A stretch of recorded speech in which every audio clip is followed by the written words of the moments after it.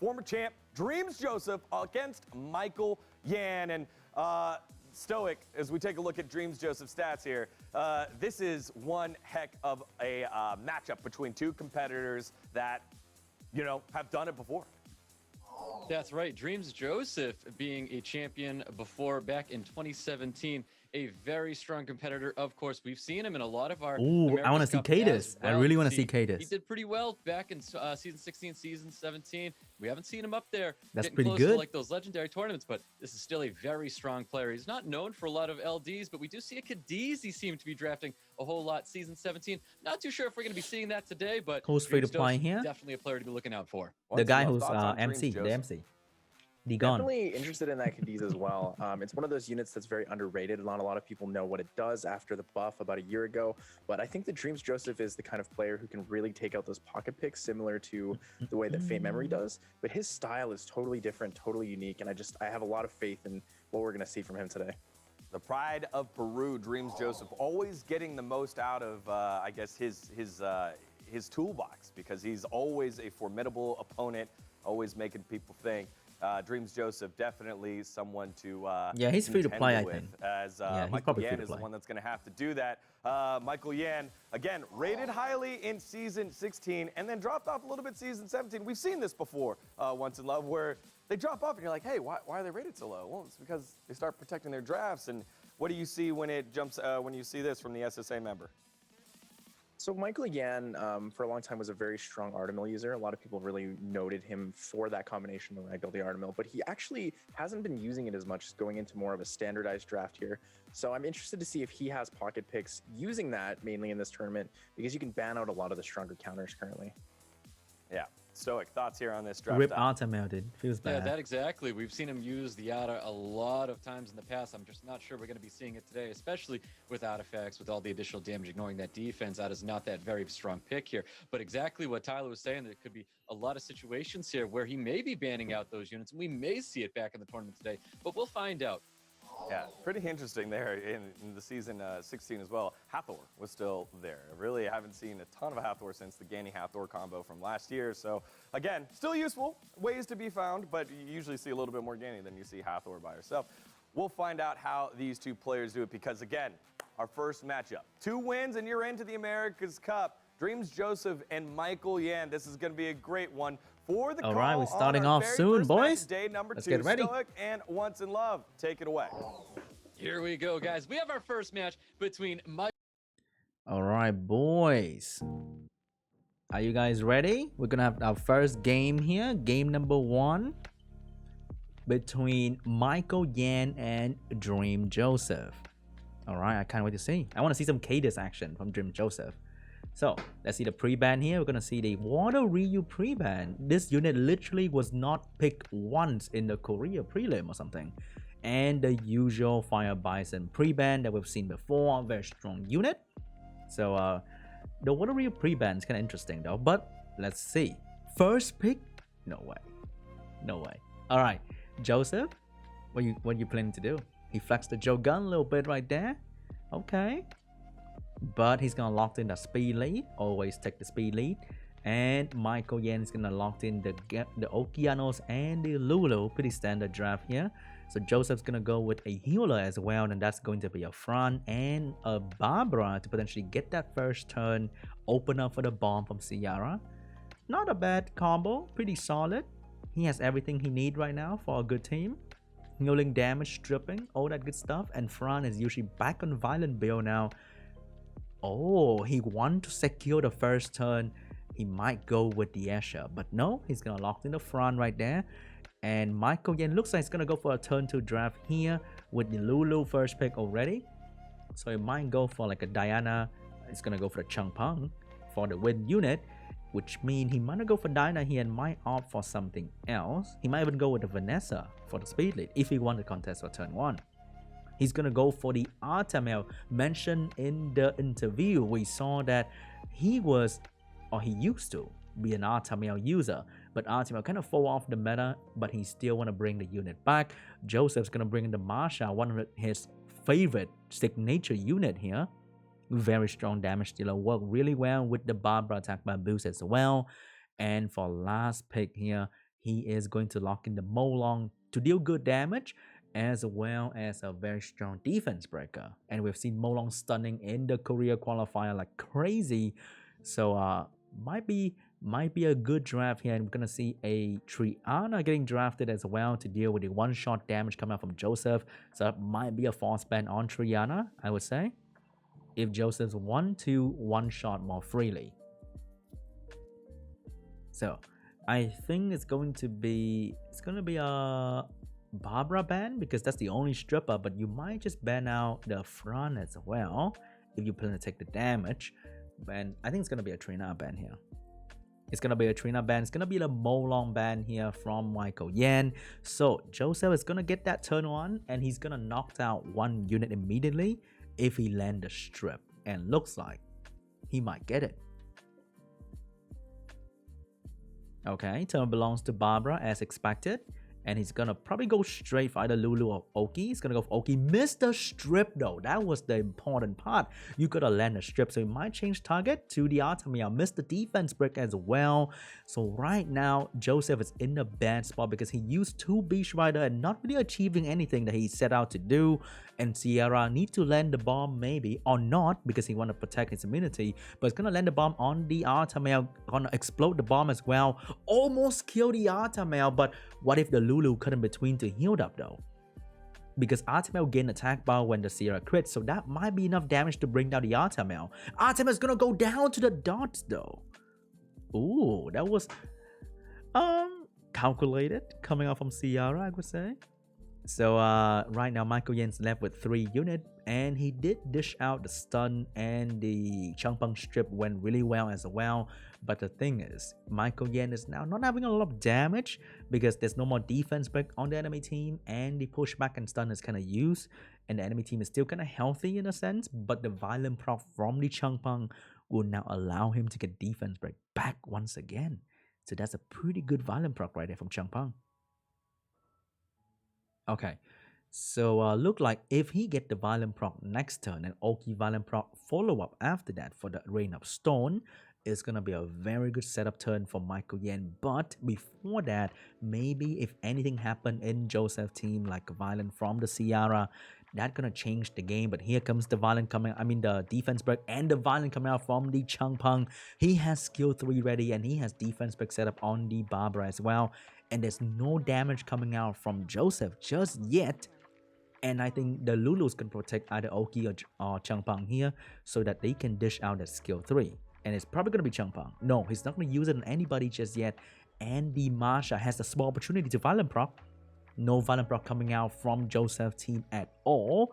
So looking like Changpeng is going to get a free pushback here, unless the Fran get a violent proc here. Very important if Joseph want to come back from this. He need to get that 22% right now, or 27%. He get the 27%, and that is the moment where Michealyan just said, fuck. So it was almost a crucial moment to win for Michealyan. But that moment was when he said, oh, fuck. And Joseph's gonna take game 1 here with a beautiful proc from Fran. And also that turn 1 where Sierra clapped the Artemia pretty much immediately. Very nice damage over there. And we're going on to game 2. Bruh. I mean, the Changpeng proc back to back. So the Fran was like destined to proc at some point. So I guess, it wasn't too lucky. I think it was leading to that point already. All right, game 2 between Michealyan and Joseph is going to be a best of 3. So let's see who's going to move on and who's going to go to the loser bracket. The pre-ban, what is it going to be this time here? I think it's going to be probably Oki and maybe Oki Lulu, probably. I think it's going to be a Lulu ban somewhere, and it might be an Oki, it might be a Changpeng here potentially, or Sierra too. It's gonna be a Masha and a Gani ban. Very different ban style from the other region. Very interesting. Masha pre-ban, but Masha is a signature unit for Joseph, so he has a very good rune set on it. So betting out the Masha is also betting out a very strong rune set from Joseph. So He's going to go with the Changpeng, and he's going to go with the Cardinal first pick here for Joseph. Michealyan lock in the Sierra Okeanos. Pretty standard stuff. Might go for the Lulu and does go for the Lulu here. And Joseph is probably going to respond with a Fran. I think still not too bad. It's going to go for Vanessa here for the speed lead. But, oh, it's going to get that Asher in as well for the attack by boost. Okay. So with the first turn boost from Asher and the speed lead from Vanessa, he might get the turn 1. But the lack of AoE strip is a little bit concerning on the side of Joseph here. So Michealyan is going to go for that Hey Gang to counterpick that Changpeng. And the last pick will be the Rika because Joseph has no immunity going on right now. And he has to pick that immunity to force the ban on it if he wants to keep the first 4 unit. If that is his plan, to go first, strip, and then push back with Cardinal. But the Lulu is going to shut down the Cardinal. The Hey Gang is going to shut down the Changpeng. So Michealyan draft is having a little bit of advantage here over Joseph because Vanessa doesn't really contribute anything much to a turn 1 team in terms of damage or debuff. So I think Michealyan might have a little bit of advantage here, but let's see if he's going to capitalize on that advantage he's having right now. It's probably going to be a Fran ban. It's going to be a Lulu ban, I think, because Hey Gang would not do too well when Asher boosts the attack bar already. So it's going to be a Hey Gang ban. It's going to be a Cardinal ban. Michealyan, despite not having a lot of strip going on for himself, is letting the Fran through, so might be a bad move. Joseph only has 1 AoE strip that lead to no follow-up, so that might be bad too, but hey, what if Joseph get a violent proc 40 Changpeng turn 1? We shall find out. So, turn belongs to Asher. He's gonna go for a quick boost. No, he's gonna go for the strip. And here comes the Changpeng is going to go for the pushback, doing some additional damage, but nothing that Lulu will not fix really quickly. Oki's gonna strip that front reset, miss the reset, the most important reset for Michealyan to have a chance to debuff, and Oki missed it. So right now Rika is in this awkward spot where she can't really do anything, but the good thing is Joseph also kind of ran out of juice already for the Changpeng, so he just has to wait out and the immunity will fall off sooner or later because Joseph is taking turn right now because of the speed buff and the Asher attack by boost.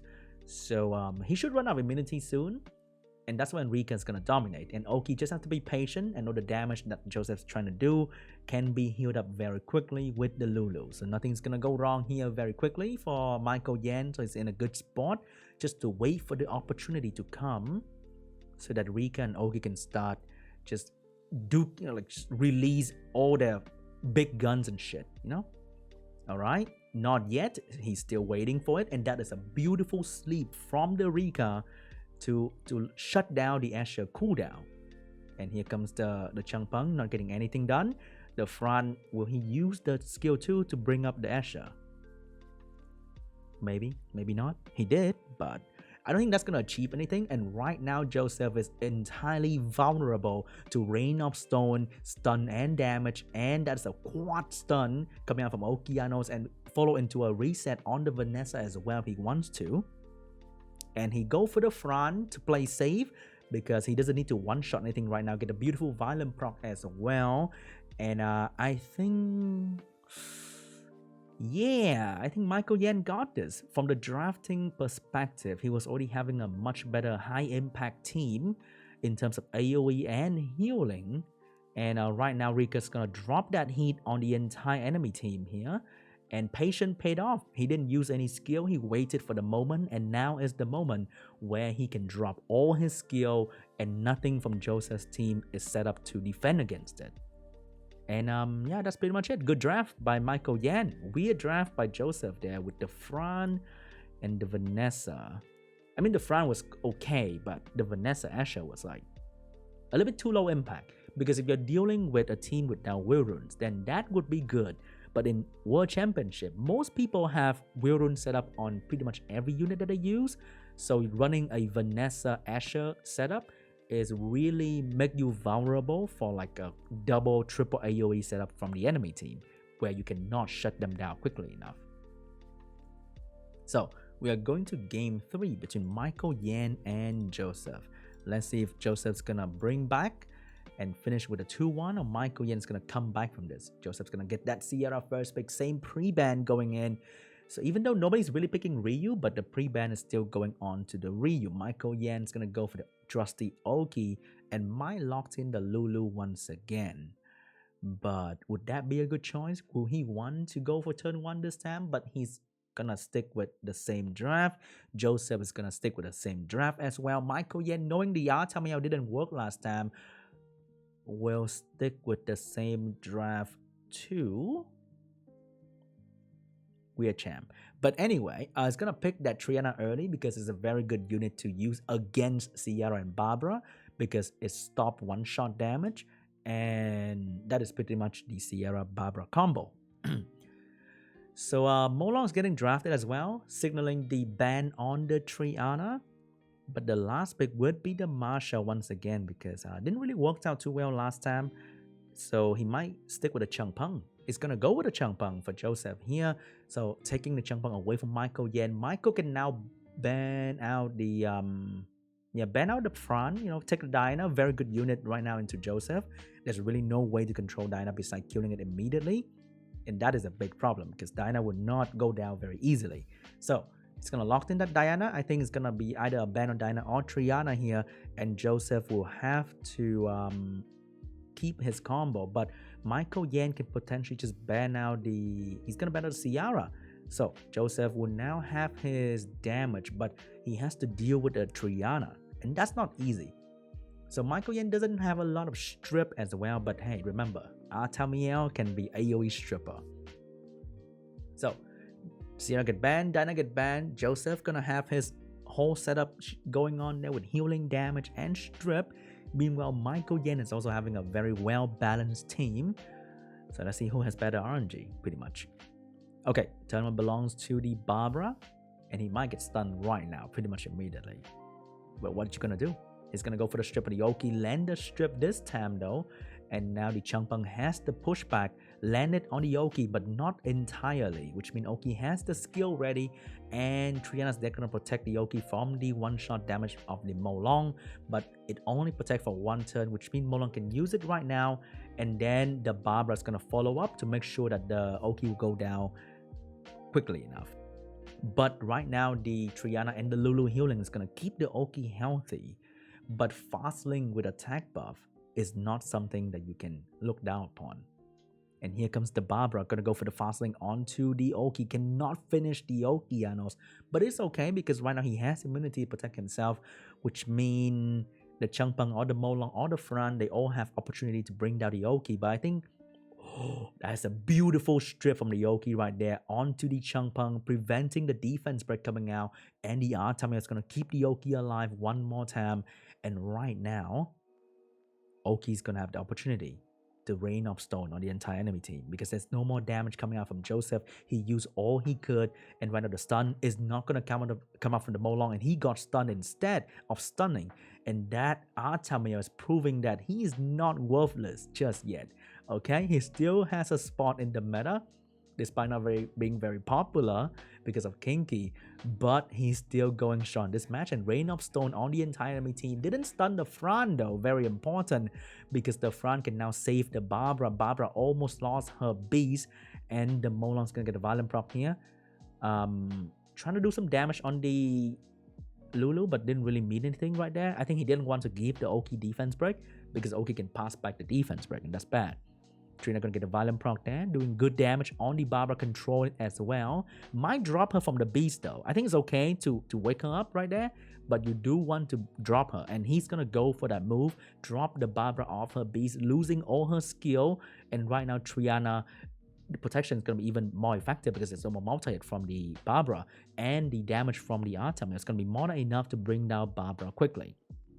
Good damage from the Molong with additional damage artifact right there, but still not enough to bring down the Okeanos. If that did a little bit more damage to trigger the Triana passive, it could have been enough to bring down the Oki, but Oki's still standing strong. Triana still protecting the Okeanos right there. Nothing's going wrong just yet.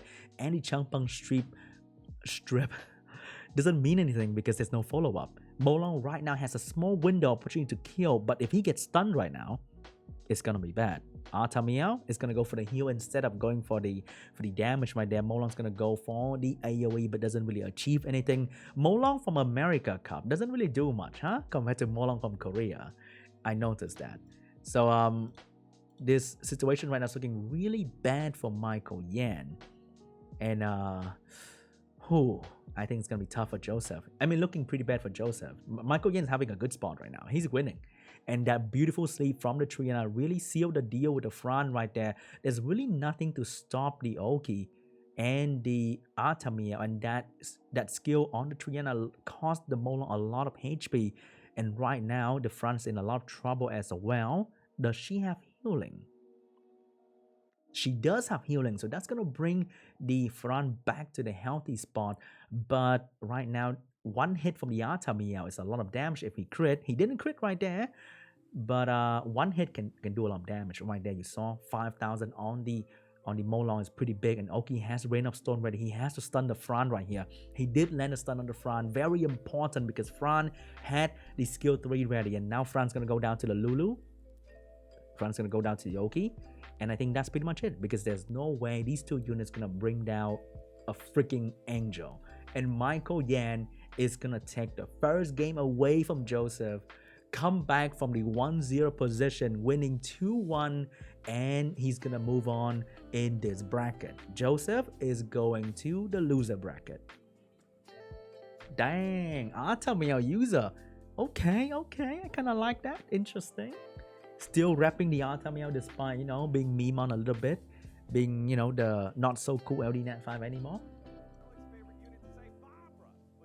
I see what it is. The elemental damage did not matter. Okeanos comes on through, and Michealyan takes the game here. Once in Love, that was a set between two guys that thought through a lot, and we got to see it play out. Yeah, it was absolutely incredible seeing the way that they adjusted to each other's draft, still staying true to their own style, but also being able to make minor adjustments, knowing what the other person has and is available with. Thought it was incredible. Yeah, so although they did, Michealyan did have Stoic's first favorite unit to say, Michealyan had the second favorite unit, which was Artemiel, as we take a look at the replay here on how it all shook up in our first match of the day. Stoic, recap for us, brother.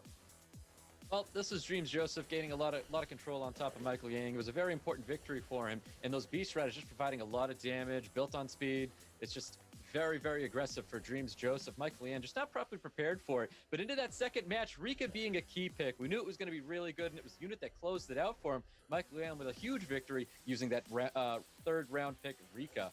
Into that next match after there, honestly, it's the violent procs coming from Triana. Triana was able to keep his units alive, keeping up with immunity sustained, keeping up with that passive. Okeanos held on to dear life for just so long, and that allowed Ada to be able to capitalize on all those crits, revenging back in there, getting some despair stuns here and there, but ultimately, it was a solid draft, but a lot of RNG definitely favoring Michealyan in that third What happened match. to Ada? Yeah. Once in Love, He gets stunned and he died, and there's a lot of control in this meta. In terms of the Rika, and in terms of the Triana, and then just the draft itself. It's like, all right, well, you're gonna and Kinky. You want them along, all right, I'm ready for it. You gotta love that. Yeah, he really kind of baited out the Molong and knew that he could play around it. In that third match, the Triana did definitely get lucky with a couple extra procs to keep the Okeanos alive, but even without that, he played it so safely to protect that Artemiel that he played for the 30% HP, 30% attack up, and just managed to shred through that Barbara.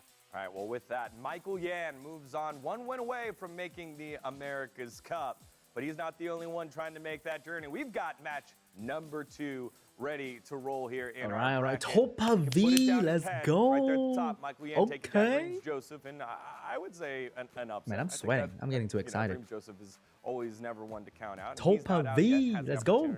Yonhong user. The redemption bracket next Saturday. But up next, the other player that's been to every Hello, Dragon single Gote. America's It's been a Cup. hot minute. How you doing? TopaV. He was here last year. He's up against Dude, Topa looks MaDreamdy, and yet again, kind of fine. another matchup on this brutal bottom bracket Wait, of hold day up. number 2. No homo? As we fly the stats for TopaV. Stoic, TopaV, returning member from last year's America's Cup. What do you got on him? I absolutely love TopaV. He's a fantastic player, fantastic streamer. This kid does an amazing job no matter what. Oh God, units he still has play in front Gani of him, Hathor? He does a fantastic job. But we've seen him use a lot of Ciara Hathor back Oh my into God. Ganymede Yan Hong. You He see need a to- lot he of needs these to pull a controlled Changpeng, man. comps coming out of Come TopaV, and I on, think dude. that's something a lot of players are going to have to watch for. TopaV can't make himself predictable so that players can almost see what's going to be happening, because that's where these drafts become very, very important. So if TopaV can throw something that his opponent is not ready for, I think that's definitely going to play in his favor a whole lot. One's in love. Yeah, Topa definitely has this opportunity to play around older meta, newer meta. I think you would like me to cast on my very good own with the more, Gani Hathor. I would say. He's also incredible with that. No boss restriction, Commander. no You know, that bars Yan Hong home. First turn You know? control, just give, Say whatever I first turn want. I boost think that's better. Really gives him a lot of options. Right, of What boys? he wants to play in, depending on what you choose. All right, once in love. Now flip to the other side. MaDreamdy is a guy that you've been excited about to chat about, and as someone that has been climbing up the ranks here. MaDreamdy, what is the plan of attack for him once in love? So MaDreamdy is an interesting character. I've played against him a lot in Siege. I've played a couple times in RTA. Doesn't really show a lot of LD presence, but has a couple cool units in there. So has the Pontos, but really plays super MaDreamdy. standard and is very clean with it. He's one of those Interesting. players that is just, There's a lot of as dream we've said it around, many huh? times before, it's very consistent Dream in the way that they Joseph, draft, knowing their DreamD. speed are clean, knowing their crits high. They have it all. Yeah, interesting to see the Gani Hathor. I'm glad you guys are Sierra enjoying the combo for stream, man. TopaV, I really whereas appreciate MaDreamdy, that. We're seeing the Water Ryu / more in there. Gani In between, probably I'm just one out not of that old gonna group talk here. So much because maybe I a want little to bit of save my the old voice meta for the against real the new match. meta in this And we're matchup. gonna But these listen two to their, competitors are analysis ready. and They're stuff. trying to stake their claim to the America's Cup qualifier. Will they be able to make it on through? Let's find out. Stoic, with excitement, with gusto. Take it away. All right, let's Match go. number 2 of the day. Here we go. TopaV, All right, boys, let's get ready. So we are going to the second game of the day of the, I think the second half of America qualifier, and we are having a match between TopaV and MaDreamdy. And the pre-ban will be Yan Hong, TopaV classic, signature LD Nat 5. And Topa is also banning out the Water Ryu. It seems like Water Ryu is still a very strong threat in the American's eye. And he's gonna get pre-banned instead of the usual Molong Lulu we see in the other region. So it's gonna be a Oki first pick for Topa and Gani first pick for MaDreamdy. This make me feel like I'm casting a 2016 match or something like that. And it's gonna be a Ciara for MaDreamdy as well. Topa, if he stay true to the old school style, it's gonna be a Fran coming up real soon. And oh my god, it's actually gonna go with the Vanessa and the Changpeng.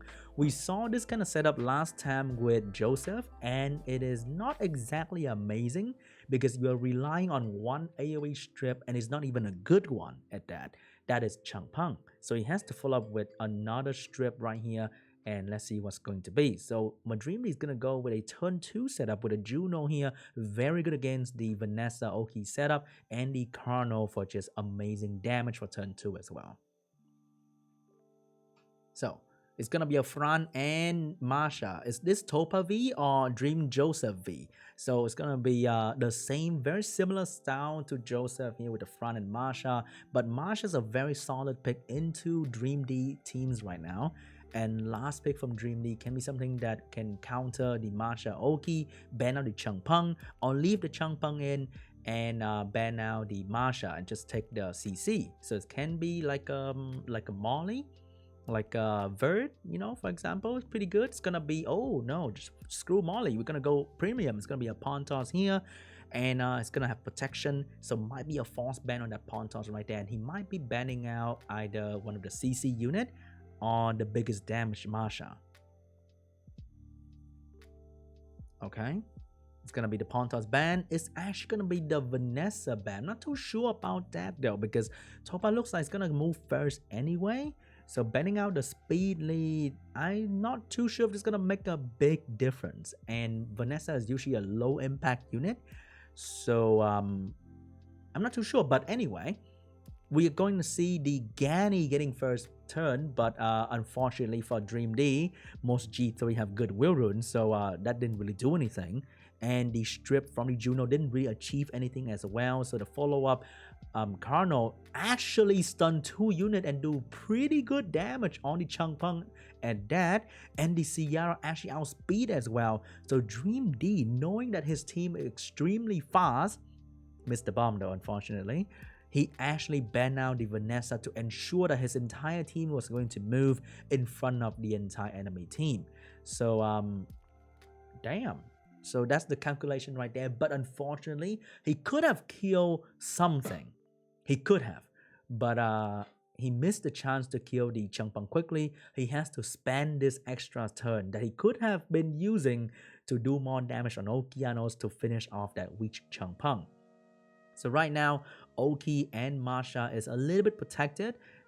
So there's a good chance that they're going to do some work here, but the Masha is getting targeted now by the Juno. Masha need a violent proc to do something significant. Can she get it? She doesn't get it, but Oki is here to buy her a little bit of time so that she can recharge and come back with skill 2. Unfortunately, that Juno is going to wake up real soon. Oki land the beautiful reset and the crucial violent proc as well. And now he almost has skill 2 ready, but that stun from Juno is going to shut down TopaV chance to victory because he needed that to finish off either the Ciara or the Ganymede because Oki has nothing to use, and right now Ciara has bomb ready and the Masha is gonna go down to that bomb very easily. And I think that's it for TopaV first game.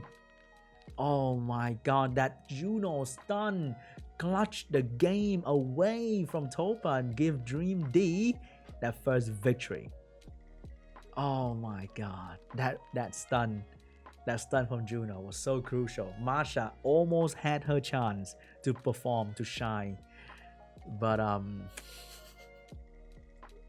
unfortunately, that did not happen. Unfortunately. So DreamD is gonna take the first game here from TopaV. Okay. The draft was I think DreamD rune is really fast, and that makes a huge difference because he could move with the Juno and the Carno to shut down the Oki and the Changpeng. That was very crucial. So that is a good thing going for DreamD, and that's why he banned the Vanessa. Topa though, the draft was I'm not too sure. Maybe he was confident that the Oki and the Changpeng was going to move in front of the enemy, but he got caught off guard by the fact that the Juno and the Carno, usually on a slower rune build, move in front of his Oki and Changpeng. That caught him off guard real bad. So Topa this time, I think he has to ban out. If he get first pick, he need to get that Ciara. He's gonna ban out the DreamD know that he's gonna get the Ciara. Wait, he get first pick though. But DreamD know that he doesn't want to give Topa the Ciara. Ban out the Ciara, and Topa is gonna ban out the Carno though, which is a pretty solid ban because DreamD Carno is pretty strong. So DreamD is gonna take Topa Okeanos this time. Topa losing the Okeanos. Will he go with the Lulu strat? But I think he's gonna go with a Gany pick here, follow up with either a Lulu or Fran potentially. But he does have the Yonhong pick though.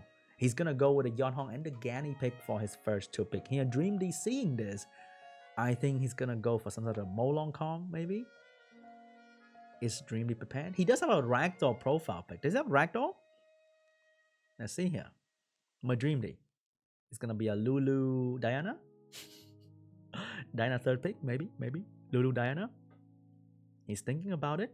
I can smell the Diana coming. Oh, never mind. He's gonna go with the Savannah Pontos. Okay, if you have Pontos, you're gonna pick Pontos all the time. So Savannah Pontos, he does have speed lead, protection, and big damage. DreamD team is now complete, and now the next 2 draft can be counterpick for TopaV. So Topa, seeing this, it's gonna be tough. He's gonna go with the Masha and the Changpeng for the strip, and DreamD is gonna rock that Water Ryu for another speed lead and strip for the team.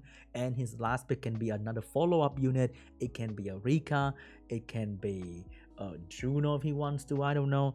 It can be a lot of different things here, and it's looking pretty good for DreamD. The team is almost complete by now, and the last pick is gonna signal whether he banned the Topa last pick or he's gonna ban one of the Yonhong or Changpeng. It's gonna be Hey Gang, which mean he's gonna let the Changpeng through, which mean he might even let the Yonhong through and ban the last pick. So Topa's gonna get that Diana going, looking pretty solid.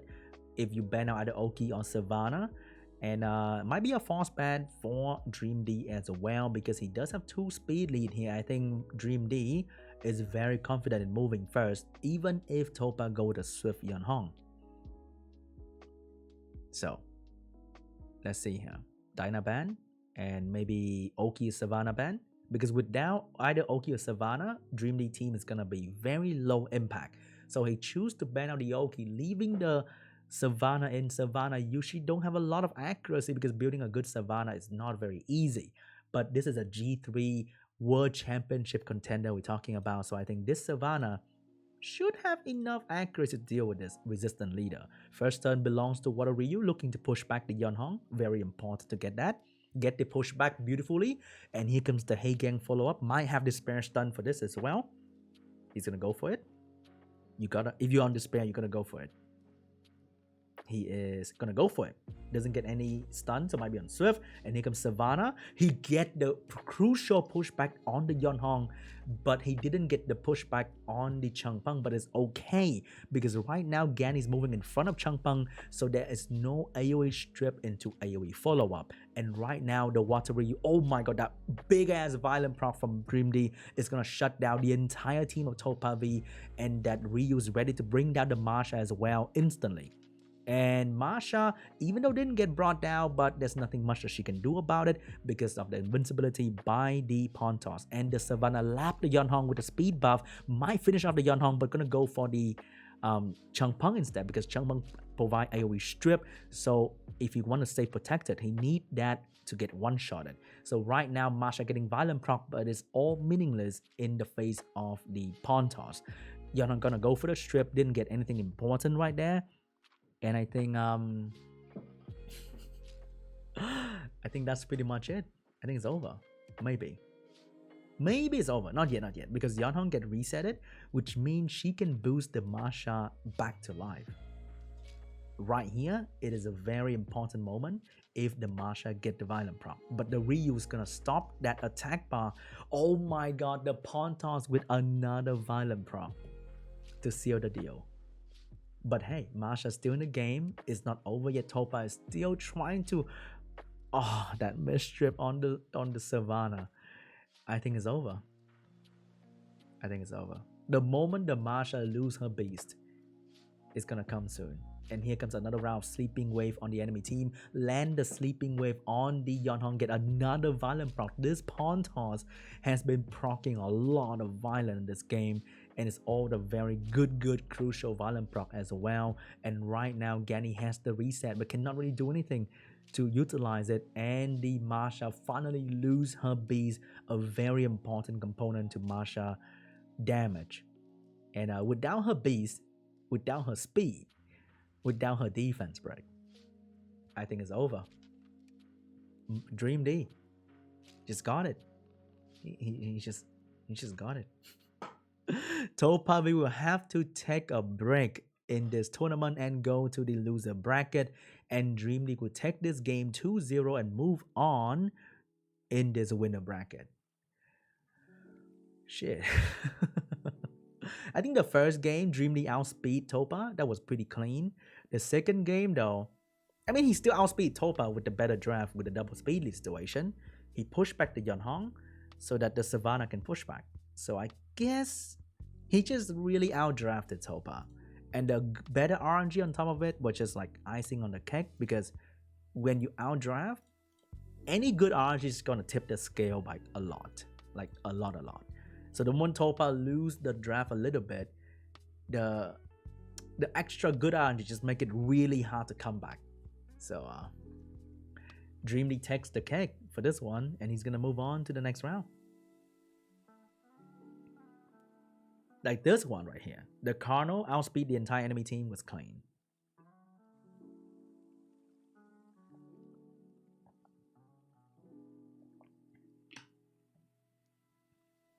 Yeah, he drafted good. Pretty good. And the Savannah landing all her debuff is very crucial as well. Especially the pushback on the Yunhong, so there's no strip healing to stop the Yunhong. And then almost killing the Yunhong as well. Like that was, the Savannah just did too much right there as well. Alright, see what he has to say. Falls down to the lower side of the bracket as we bracket here with the victorious MaDreamdy moving on now. And our qualifier match is now set. Michealyan and MaDreamdy, they'll be battling it out for their spot in America's Cup in just a couple of weeks here. And again, TopaV, not out yet. We'll have his opportunity next Saturday to play.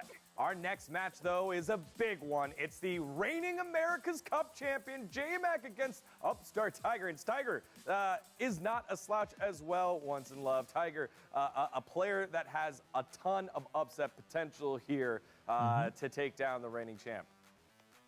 Yeah, definitely. So Tiger was the America's New York 2017 champion and has consistently played. Actually, recently took a pretty big break from the game, but still is one of the Oh my god, he has some LD right there. Incredible He blocks, got Han and incredible Nix. reasoning, incredible mind. Stoic. That's some tough stuff. Yeah, Tiger was fantastic. I remember watching him back then playing up against Truffles. It was an amazing match. Back Wait, in, Truffle, they 2017 mentioned in you. New York, Truffles, and Tiger was they able to get mentioned that you, win brother. over Truffles, and it was quite impressive back then. It was a much different meta. I'm pretty Where sure are you units now? Like Feng Yen and Camilla back in those days. So Oh my very God. different drafting now, and I'm still expecting Tiger to do very well for him. Yeah, I mean, speaking of different meta there, you saw his toolbox. Like, all that looks very, very different. But if there's anyone that's going to be able to prepare for it, it's last year's champ, Jmak, who puts in the time, puts in the effort. Look at and that. you That's can so see, adorable. Still does it with style. How much is The that good old watch, dog. by the way? It's a good boy, That watch Jmak. look expensive. Has his dog there. Again, last year's champ. That watch no looked like my slouch here, house so. payment. Definitely no something. slouch at all. He's last year's America's Cup champion. He How much played is that? phenomenally last year. He brought a lot of excitement. He brought different drafts. He made you think on your toes at all times. I'm expecting the same performance out of Jmak this year.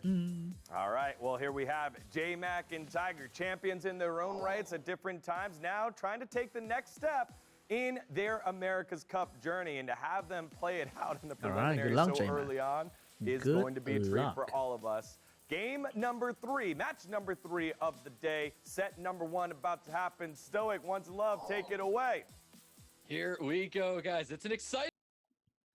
All right, let's get ready, boys. Big game, big game. Jmak and Tiger, both challenger player, the beginner of this tournament. Look at them. Fresh player, just off tutorial, trying to make their way into the World Championship. And the pre-ban this time will be the Hey Gang as well as the Knicks. So somebody like to use that stripper, huh? Probably Baron user. So we're gonna see the Han first pick here because I think Jmak has Han too, right? So it's gonna be a competition for Han actually, and Jmak's gonna get the classic Water Ryu and Okeanos. Pretty last season draft here, maybe still work well. And Tiger is gonna go in with the 33% speed lead and the Hey Gang, Red Hey Gang, Jogun. And he probably gonna follow up with a Bearing and finish off with a Savannah here. So Jmak, knowing that that is going to be the combo, Jmak's gonna go for the Chloe strat here, probably on triple or double Nemesis will set up here for Jmak. And he might go in with a Diana as well. If maybe one's gonna between, he's gonna go for a Ciara for speed lead here for Jmak. The Chloe strat representing the faint memory strat right there, I like that. So it's gonna be a Chiwoo getting drafted by Tiger to push back the attack, but that might be gained from the Chloe. And he's gonna finish off with another AoE potentially. It's gonna be a Savannah or Changpeng. It's gonna be a Carno actually for the AoE pushback. And that's not bad. That's not bad. I mean, Jmak doesn't have a Lulu for Carno to really care about, so that's pretty good. So the last pick for Jmak here, knowing that the Chloe might get banned or the whatever you might get banned, he needs some sort of solid AoE flip the table kind of stuff, and that is going to be a Shizuka from Jmak. That is very interesting. So Shizuka has the ability to follow up after Ciara, landing some AoE bomb on the enemy team and also bring back a unit from death to provide that, you know, turntable situation, which is really cool to see. Okay, beginner battle, challenger RTA, and Shizuka is the one gonna get banned, and the Han, the biggest damage deal from Tiger, is gonna get banned as well. So let's see if the Chloe strat is going to work out for Jmak here. Hope for free-to-play player. Jmak bringing the strategy to the table. And here comes the Jogun. If he hit really hard on that Chloe, it might not be good. So Jogan's gonna go for the strip. Oh, the Chloe's actually not getting any attack by at all, but the beautiful strip stun from Water Ryu gonna shut down the Chiwu. And Oki's gonna go for the big stun as well, doing a lot of damage. And Chloe's gonna get the Fnatic on, which means Carno is right now useless. And Sia is gonna shut down the Chiwu, and Oki's gonna shut down the Samaf. And I think this game might be over, guys. Dang, okay. The Okeanos cut in between the Water Ryu, cut in between, and Sia's actually gonna go for the damage on the Samaf because he does have the Chloe protection, so he doesn't care about the Samaf return damage. Reset, land on the Carno, and I think that is pretty much game 1. Jmak, okay. I think what was crucial was the Water Ryu cut in between, the spare stun the Chiwu, so stop any follow-up strip to happen, and the Oki also very fast and do a lot of damage, shut down the potential scroll trap coming out from the Jogun as well. And even though Tiger got turn 1, that turn 1 was quickly shut down by the Water Ryu. Well played, not bad. And also wrapping the Chloe strat right there, protecting the team against debuff as well as the Samaf damage. Alright, we are going to game 2 between Jmak and Tiger. Last round pre-ban. This time might be a hand pre-ban here because I think Jmak has the first pick, so it's going to be a hand pre-ban and potentially an Oki pre-ban coming out from Tiger, maybe. If he doesn't, want to use Oki or Carno pre-ban. It's gonna be a Water Ryu and a Han pre-ban here. So Water Ryu is a very highly valued unit in America meta. He's gonna either get picked very early or get pre-ban. Jmak getting the first pick here, not being able to use the Han anymore. Gonna get Ciara potentially, or maybe Okeanos. Alright, let's see what Jmak decides to do. He is gonna get the trusty Okeanos in this draft for first pick. Seeing that, I think Tiger's gonna go with Ciara, and does he want to follow up with a Lulu or Chiwu? He's gonna decide whether Tiger gonna go for turn 1 or turn 2. He's gonna go with a Carno early on, lock in that high impact AoE unit. And Jmak, seeing this, might go. He lost the Water Ryu draft. He might use the Hey Gang and potentially a Jamaya if he got that setup, or maybe Samaf and Changpeng. He's thinking about it.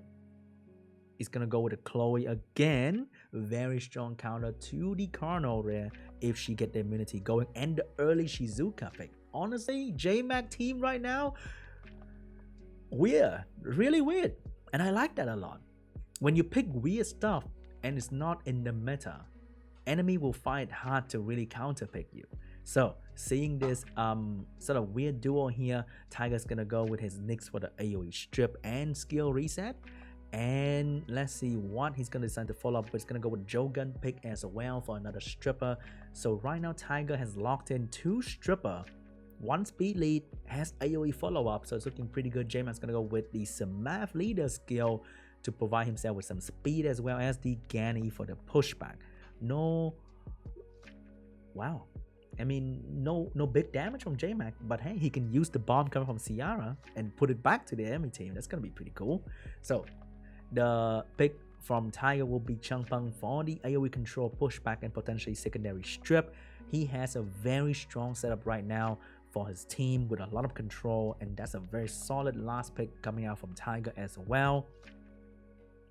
But he's gonna switch the table and gonna go with a Kinky draft here because he noticed that Jmak doesn't have any defense break.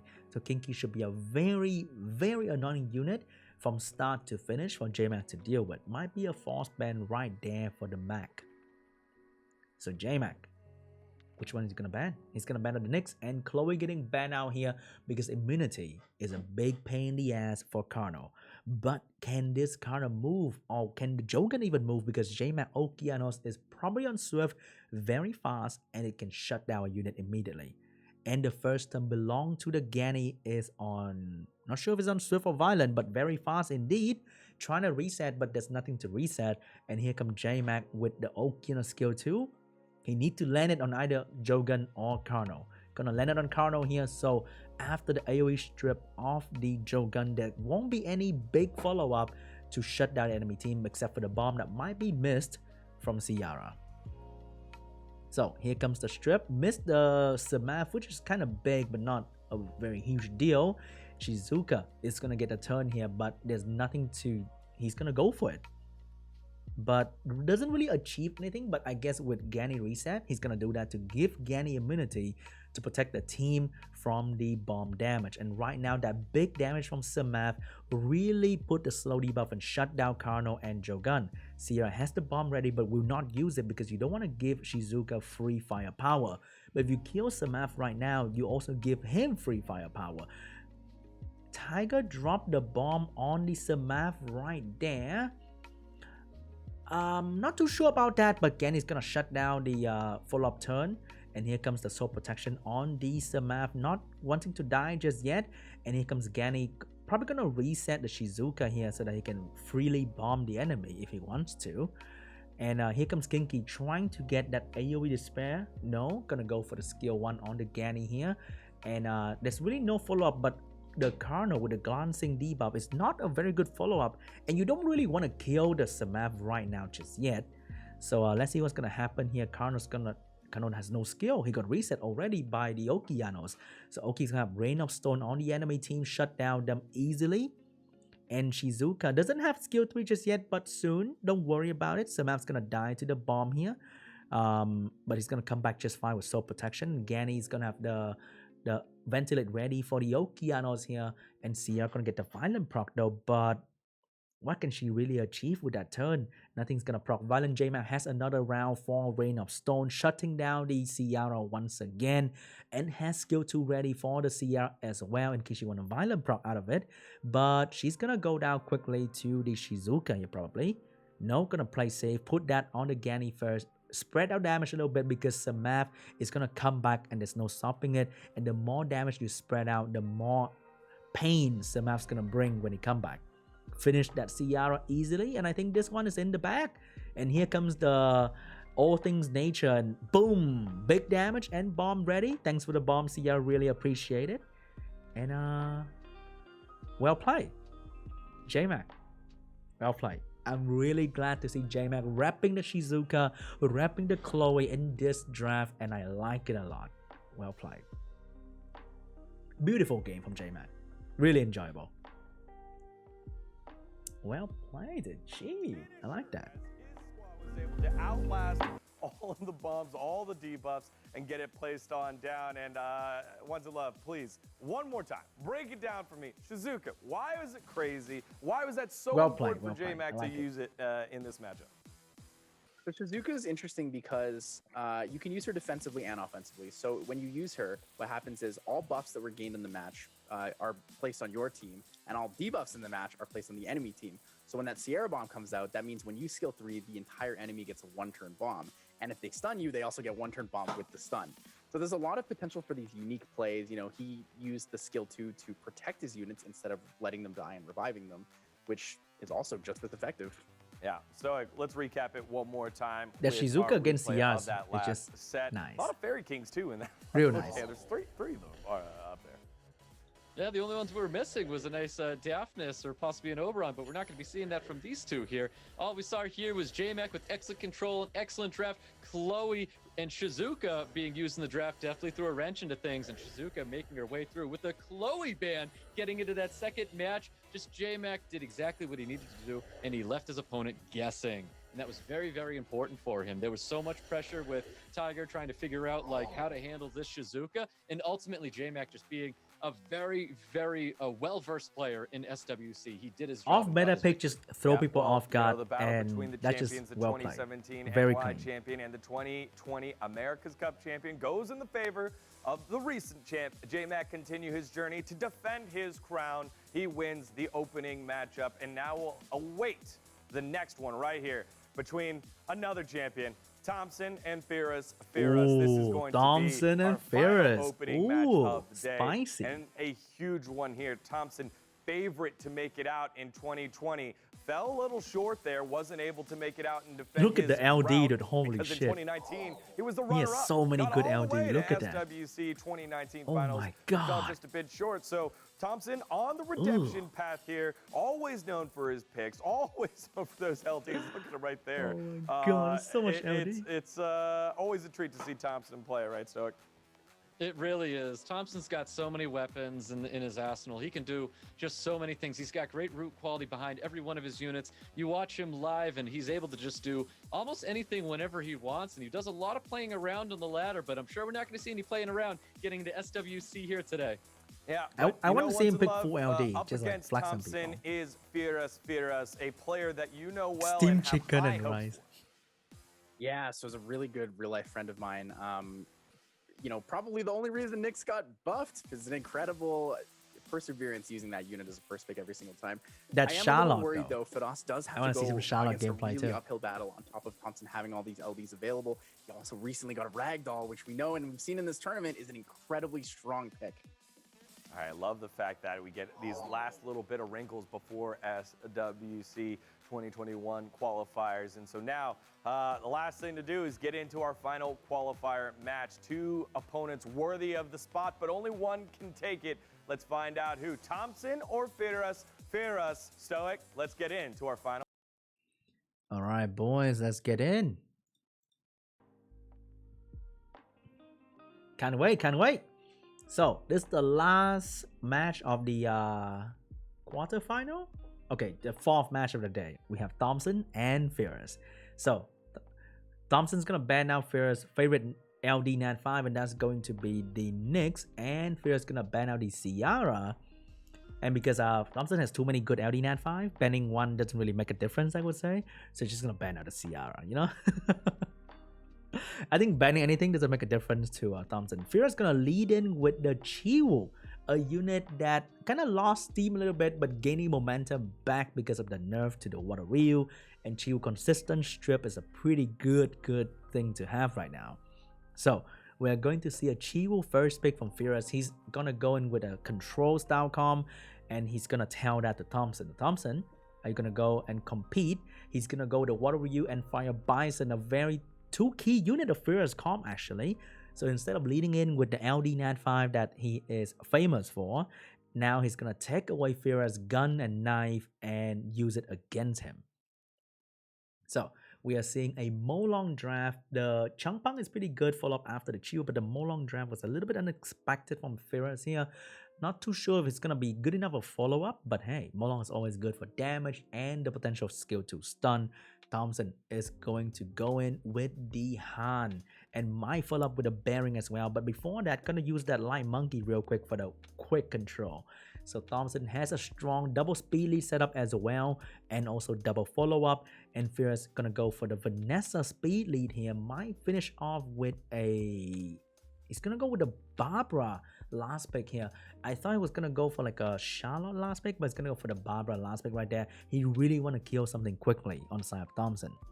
So seeing this, Thompson might be betting out the Chiwu here and leading with a Rika, with a Nephthys. There's a lot of options he can go for, and they're all going to be pretty good as well for him. So let's see what he decides to do. He's going to go in with a Gianna last pick, you know. Gianna's pretty good all the time, and he's going to pick the Gianna right there. But is he confident that he's going to outspeed Firas though? And if he wants to outspeed, he might have to ban out either the Vanessa or the Barbara right there to make sure that he's going to go first if he wants to play with that Gianna. Alright, let's see here. Thompson, who you banning? He can also ban out the Changpang, the biggest follow-up. And it's gonna be like, oh, he's gonna ban out Changpang. And he's gonna lose his Water Ryu, but Thompson's gonna have that speed lead for the Gianna. Even if he might not go first, the follow-up after the Chiu strip is gonna be a Molong and a Barbara. And maybe the Molong might even get a turn here if Thompson's team is way faster than him. So the first turn belongs to the Barbara. He's gonna get it done on the light monkey, get the strip going, which means that is enough damage for the Molong to finish off as well. So that's gonna be the follow-up of Firas' team, and now he's kind of out of juice, but it's okay. Actually, it's not okay. It's not okay at all, because there's no control for the Carno, I mean the Fire Bison and the Han at all. so they can easily shut down the Vanessa. So Han's gonna go for the big damage here, and it's probably gonna be on the Vanessa, or unless he want to kill the Panda twice, it's gonna go for the Vanessa, get the defense break, get the additional turn as well. Didn't need the additional turn though, wasted a proc right there, but he's gonna use this chance to stun the Barbara, and Fire Bison is gonna finish off the Vanessa easily. And yeah, I think that's it, unless the Molong triple stun. He got one stun right there, because the bomb is gonna finish off the Barbara no problem at all, and Han is just really uncontrollable right now unless the Chiu get a 2-turn sleep. Nope, no 2-turn sleep, which means bomb is gonna go out from the Gianna once again. And I think that is pretty much GG. The follow-up after the Chiu was not strong enough to shut down Thompson team, and I think that was a pretty outdrafted situation going on from Firas. So as we noticed, the reason why the Vanessa get dropped out of the meta so hard, because the follow-up that she bring is not a lot. So when you pick Vanessa, you might go first, but after that first turn, you might get fucked. So usually you see more Ciara, you see more Samaf, you see more Neftis, because their follow-up game is strong. Vanessa follow-up game, not too strong. So Thompson pre-ban this time. It's not going to be Nyx anymore. Might be banning out either Water Ryu or Carnal. Firas pre-ban might be Gianna, Han, or the Monkey. So let's see here. What's going to be the pre-ban for both sides? It's really hard to pre-ban against Thompson because he just has way too many things. So it's going to be tough for Firas here. Let's see. Alright.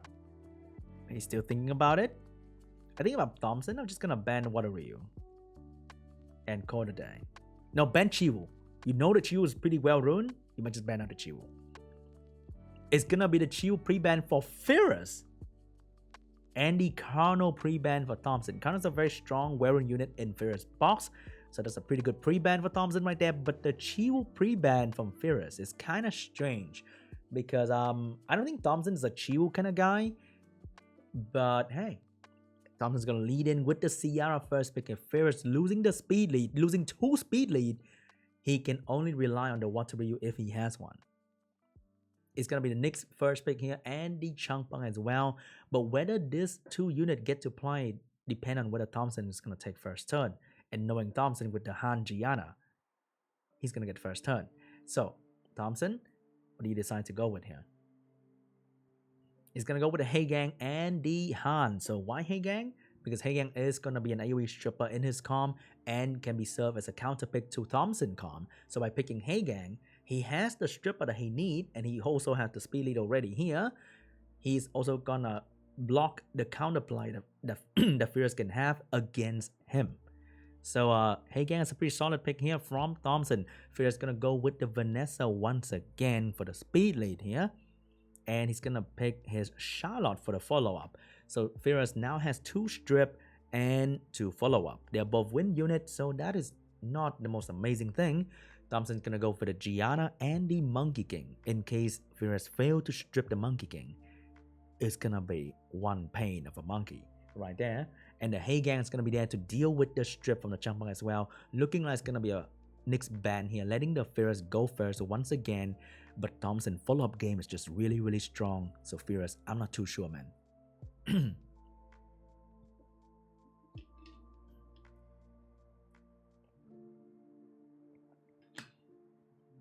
So Firas was almost locking in a speed lead, but he know that he doesn't need it because Vanessa's gonna stay. So it's gonna bring in the Molong for damage once again.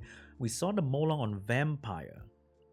It is not on Despair to bring in more control or Violent to bring more impact. So Firas does have the strip, but the Hey Gang is gonna be a problem because Changpeng strip doesn't influence attack bar. So the strip into Hey Gang might not be good. But notice that Thompson went with the speed lead of Han. He still won his Gianna to might go first. So I'm not sure. I might just go with Sierra speed lead there. But anyway, Gianna actually outsped the entire enemy team thanks to the speed lead from Han. and absolute domination from the Gianna, personally relatable right there. And Han's gonna go for the damage onto the Vanessa. No proc coming out from Firas. And we might just see, that is the most crucial proc for any Han user right there. And he got it. And Hagen's gonna take a turn here. Might just go for the AoE for the Despair stun, but doesn't really matter. Right now, Sia need to bomb that Charlotte. No, gonna finish off the Changpeng entirely. Doesn't really matter about the Charlotte right now. He's gonna put another bomb on the Charlotte and get it done. And the Violent proc from Firas just seal the deal right there. So I would say this is a battle where you got outsped and you can't really blame anyone else but your Swift rune. But I think Firas' team was not really on Swift, but more on the Despair and Violent side. So the moment the Swift Gianna outspeed you, I think it's over. Yeah.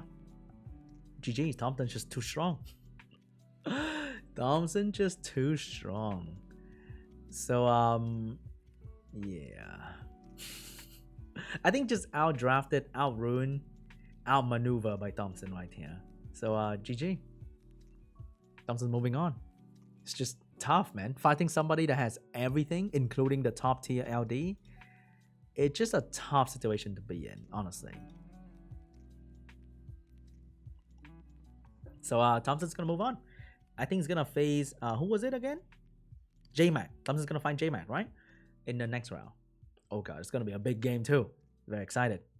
Very excited. Back to you in the studio, Tyler. And get redemption for his 2020 performance with a victory over FirasFiras, and we'll move on. I think we might get a break after this match. Let's take a look at it one more time here. Once in Love. Just controlled by Thompson the whole way through. I think just outdrafted in both so games, even honestly. though Firas was able to take out a unit on the first turn, like we said before, both Kitenda Sheng and the Han there are just one-man armies. They managed to take out units individually. They have stuns. They have incredible utility. And it's not enough for Firas to get through Thompson. Similar to yesterday when we said Daniel Karaoke. Oh, that Violent proc right there. It's too big, man. That stun.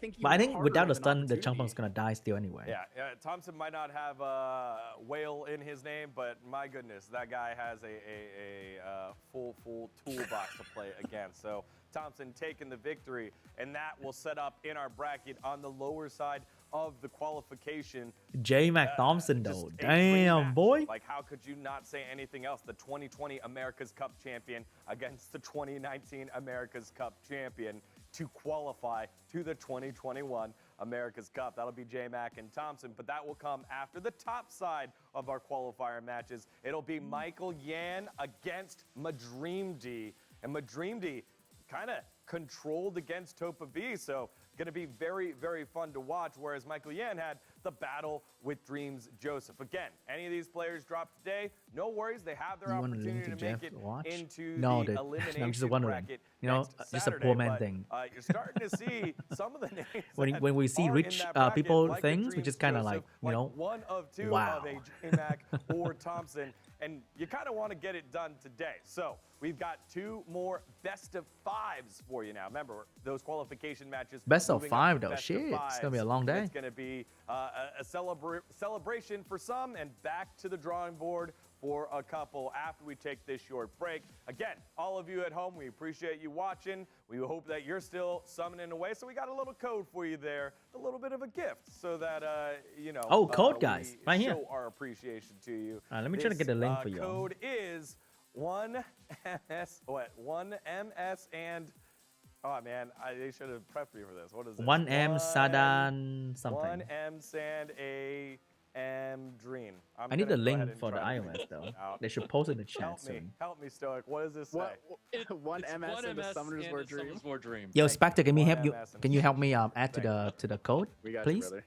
All right. So make sure to plug that one in. Get yourself some energy and let me just make the link for you. And pull yourself a Nat 5. We're going to take a short break. When we come back, we have our qualifier matches. But before we do, quick reminder, it's showtime, everybody. The World Showdown of Los Centuria will be coming August 7th at 8 p.m. Pacific. So all of you card pullers and card players trying to get those counters, this will be your time to shine over in August. Stay tuned for more information on that. All right, break time. When we come back, we're punching 2 tickets to the America's Cup. We'll see you then. All right, break time, boys.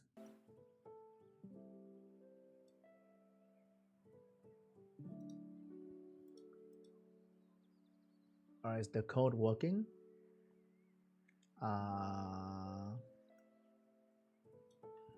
But yeah, the code's in the chat, okay?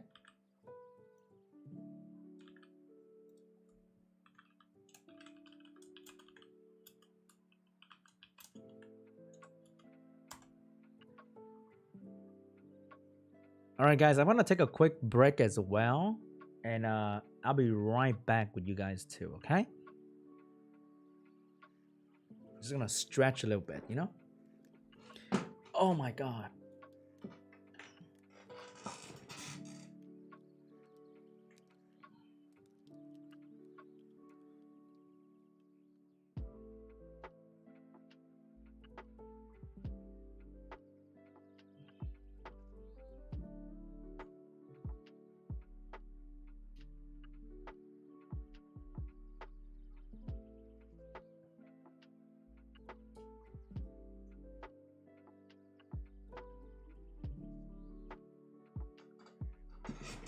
Oh, that was a good stretch. Where do you use the code? If you're on Android, if you're on iOS, just press the link. If you're on Android, you go here. You go to Game Guide, scroll down, promo code, and boom. Am I going to compete? No, dude. Why? So, with my shitty runes?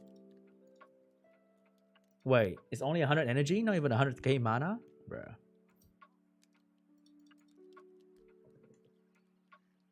Prediction? I have no idea, dude. Their runes are like very close to one another. It's just who pick better, who get better RNG. You got a Yon Hong? Hey, congratulations. Damn. Okay. Congrats.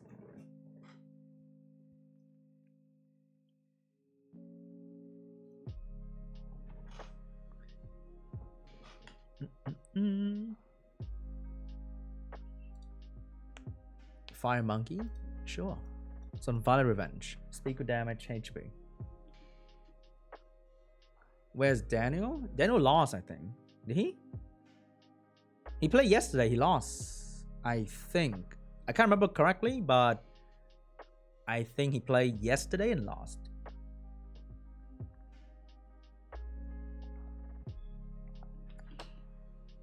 Bill Hathor? Ooh. I don't like Hathor. It's just boring. Resident Sleeper. But hey, who am I to say, right? I have everything else. So if that's the best thing you got, then you want to improve, then gotta suck it up and try to use it. Because I have other options. So if I can don't play with Hathor, I would not play with Hathor. You know what I'm saying?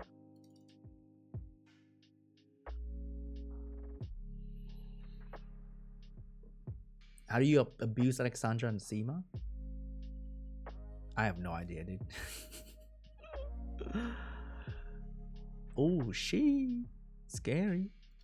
Scary. Oh wait, it's not good enough. Let's go with this. What happened? He won. Easily.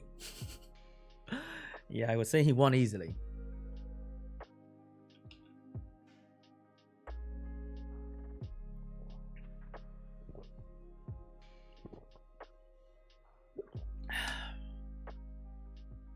Yeah, we're having a break right now, probably like 5 minutes. So if you want to go to the toilet, grab a drink, this is your time.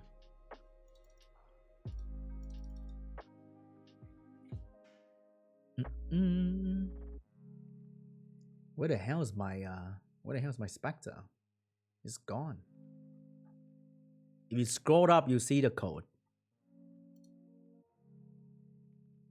The other match is Dreamy and Michealyan.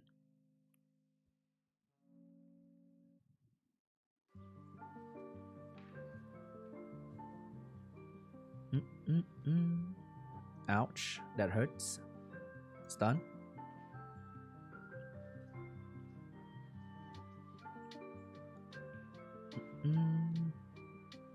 Yo, he pushed back? Dude. He's... Oh, come on. Really? He pushed me. Oh. Unbelievable. Double stun on win unit. Wow, dude. Just... Wow. I lost. This guy just played too well. He played too well, dude.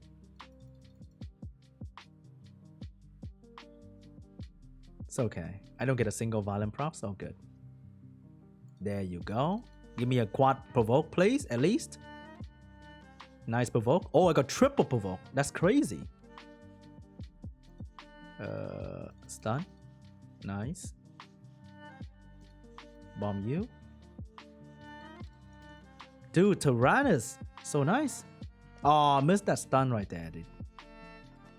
You know what? Stun. Oh, no stun. He's gonna kill my thing. Right? Oh, he killed it. Unfortunate. Unfortunate. Here's the strip. That's pretty good, not gonna lie. Oh, I glanced right there. I didn't do anything. That's pretty bad. Juno, come on, revenge, girl.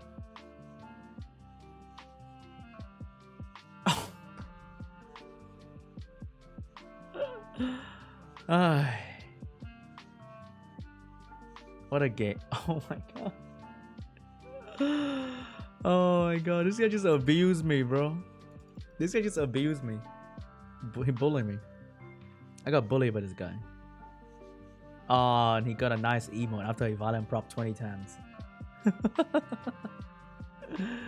Oh, look at him. So happy with his W, dude. Crazy. Ah, oh, look at him. Woohoo. Oh, tapping his emote away. Woohoo. Oh, tapping his emote away. Woohoo. Showing dominance, dude. Look at this man. Crazy. Yo, Sentian, thank you so much for the prime sub, dude. Appreciate that. Thank you, thank you.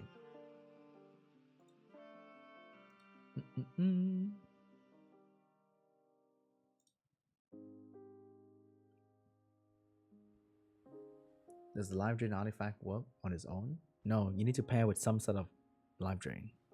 Either runes or innate live drain. Like let's say Tyrannus skill 2 can live drain. Or like a skill 1, you know, that kind of thing.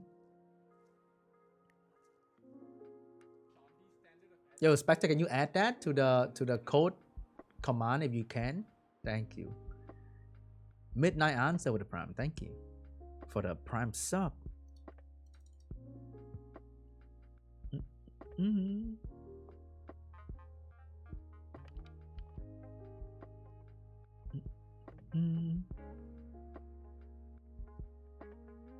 Oh, last season stuff.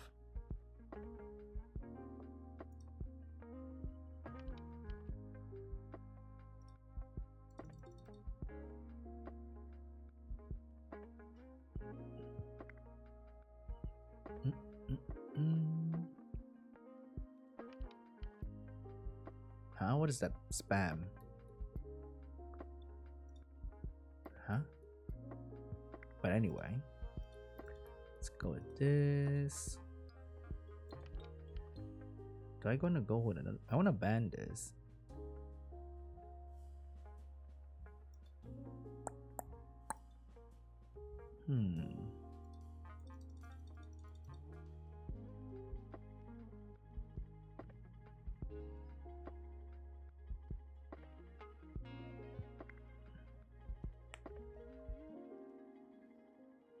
The new code is right here.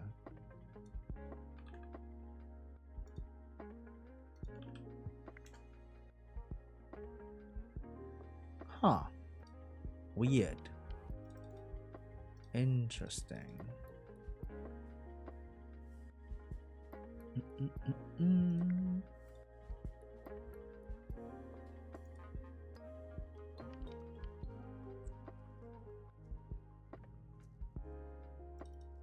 I'm using Mumu app player. Okay. Ow, ouch. Holy shit, that's a lot of damage. And he violent proc. Oh my god. Oh no, the game is starting soon. Gotta finish this guy quick. Okay.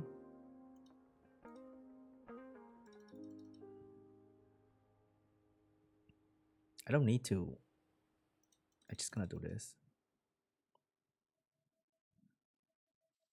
Oh, it's gonna heal this guy, right? That's gonna suck. Oh god, I got destroyed. Okay. He can't kill me yet. Alright. Let's do this.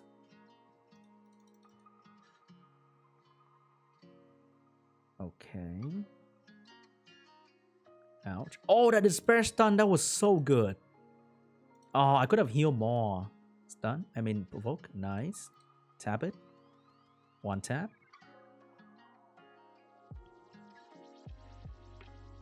Ouch.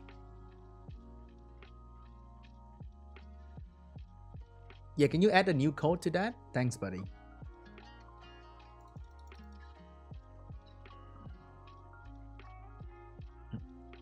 Oh no. I think I still win, right? Damn, that's a big reckless though. Because I can't kill anything just yet. Oh, we're not killing anything at all? Tyrannus not gonna handle this alone. Gosh, that hurts. We got slow debuff from somewhere. Come on, dude. Violent after despair. Oh my god. I need to kill the panda right now.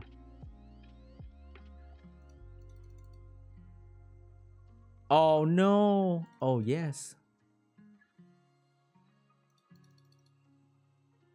Okay, he's gonna have heal soon, right? Stun. Okay, if I can revive, I have to revive Ciara, right? Are you kidding me?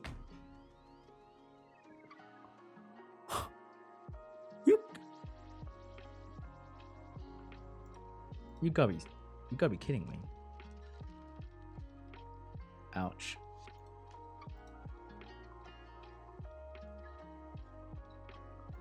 We can't do it every time, right?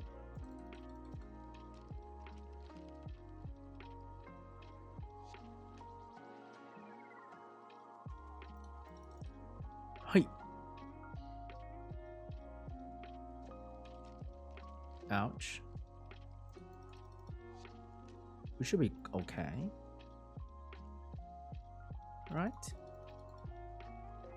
Nice. All right. Perfect. Moving on to the next game.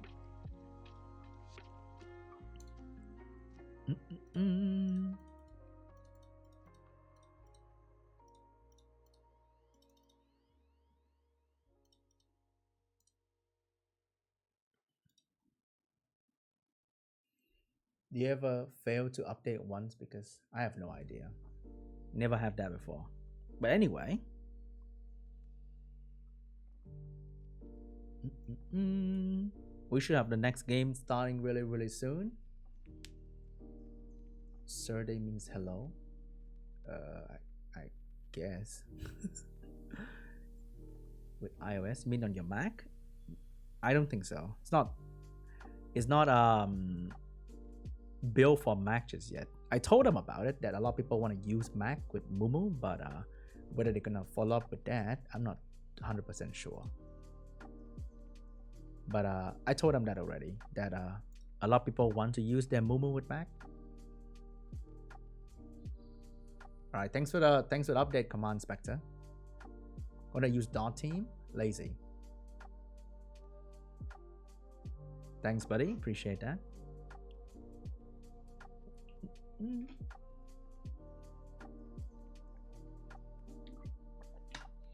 All right, Michealyan, the Artamia, and MaDreamdy with the pawn toss both have their own LD 5, so I'm gonna expect the pawn toss and Artamia pre-ban. Okay, gotta respect each other LD 5, right? How do you install? Just Googled it. The website is like right there.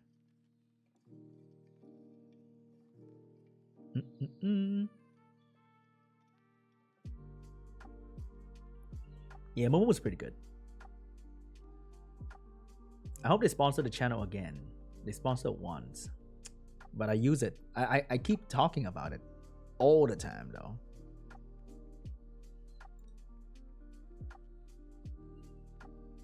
There's a new transport desync. I have no idea. All right, let's go. Let's go. The first semi-final, but there's no more match after this. They finish this one. Whoever win will move on to represent America, and this is gonna be best of 5. And the next one between Jmak and Thompsin is also gonna be best of 5. Oh my God, we are seeing the Lulu and the Carno pre-ban. Pretty meta pre-ban right there. I like that. Good shit. Putting respect on Lulu. Dude, Lulu is one of the most pre-ban unit in this tournament. I'm 100% sure. And Michealyan is gonna lead in with the Okeanos. MaDreamdy is gonna go in with the Sierra Gani. Pretty standard stuff here as well. Michealyan gonna take the speed lead and the Changpeng. Wow, very last season meta draft here coming out from both player. And Maddie's gonna... Can I go just Maddie? MaDreamdy is kind of long. Maddie is gonna go in with the pawn toss and the Hey Gang here, directly counter Michealyan's team, and Juno's gonna get drafted. So if you ban out Sierra, Juno can solo this and dine as a solid damage dealer into Maddie's team too. MaDreamdy, Mr. D, what's your last pick here? Is it gonna be a Masha like all the other player who came in front of you? Or are you gonna ban out the Diana and take a vert or something to deal with this AoE stuff that's going on right now? MaDreamdy, what do you want? Win Panda? Surprise me a little bit? It's gonna be the good old Savannah. So if you pick Savannah, you might want to ban out the Okeanos right here and let the Watsuryu strip you. He might fail, and then Ponto's gonna bring the game back easily, or he let the Hey Gang through and then your team cut in between. So what's going to be the solution here? It's gonna be the Savannah ban. It's gonna be a Diana ban here. So Michealyan's gonna lead in with speed, lead, strip, and control. Meanwhile, Maddie does have the Hey Gang to counter draft that, and the Sierra Gani as well to get a pawn toss protection.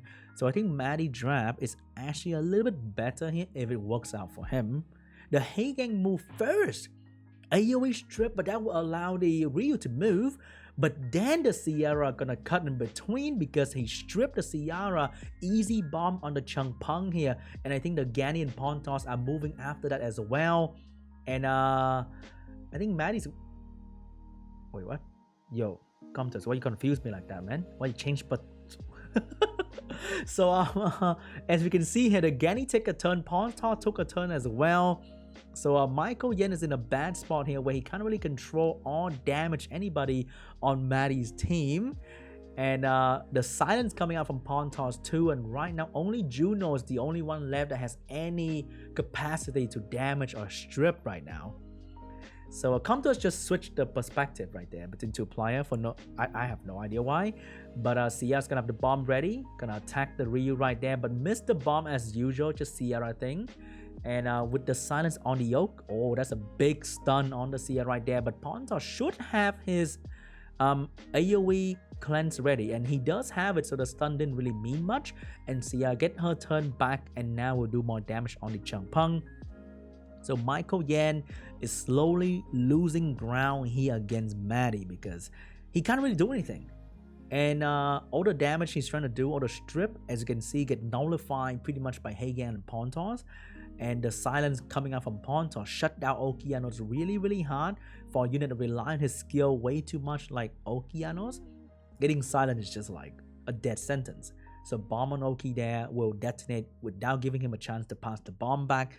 And the moment Oki go down, he loses a big damage to her. So Juno is the only one left that can actually do anything to Maddie's team right now, because I think sooner or later this Water Ryu will go down to the Ciara as well. That is a big stun on Pontos, trying to buy some time here, but really, how much time can you buy?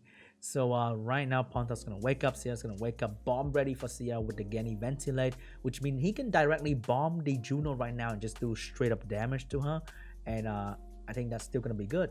But it's going to be safe and bomb the Water Ryu first. I don't really know about this though, but hey, getting one threat out of the way is also good. And right now, Maddie's team doesn't really have debuff besides Genny glancing, but that's not going to land on the Juno that easily.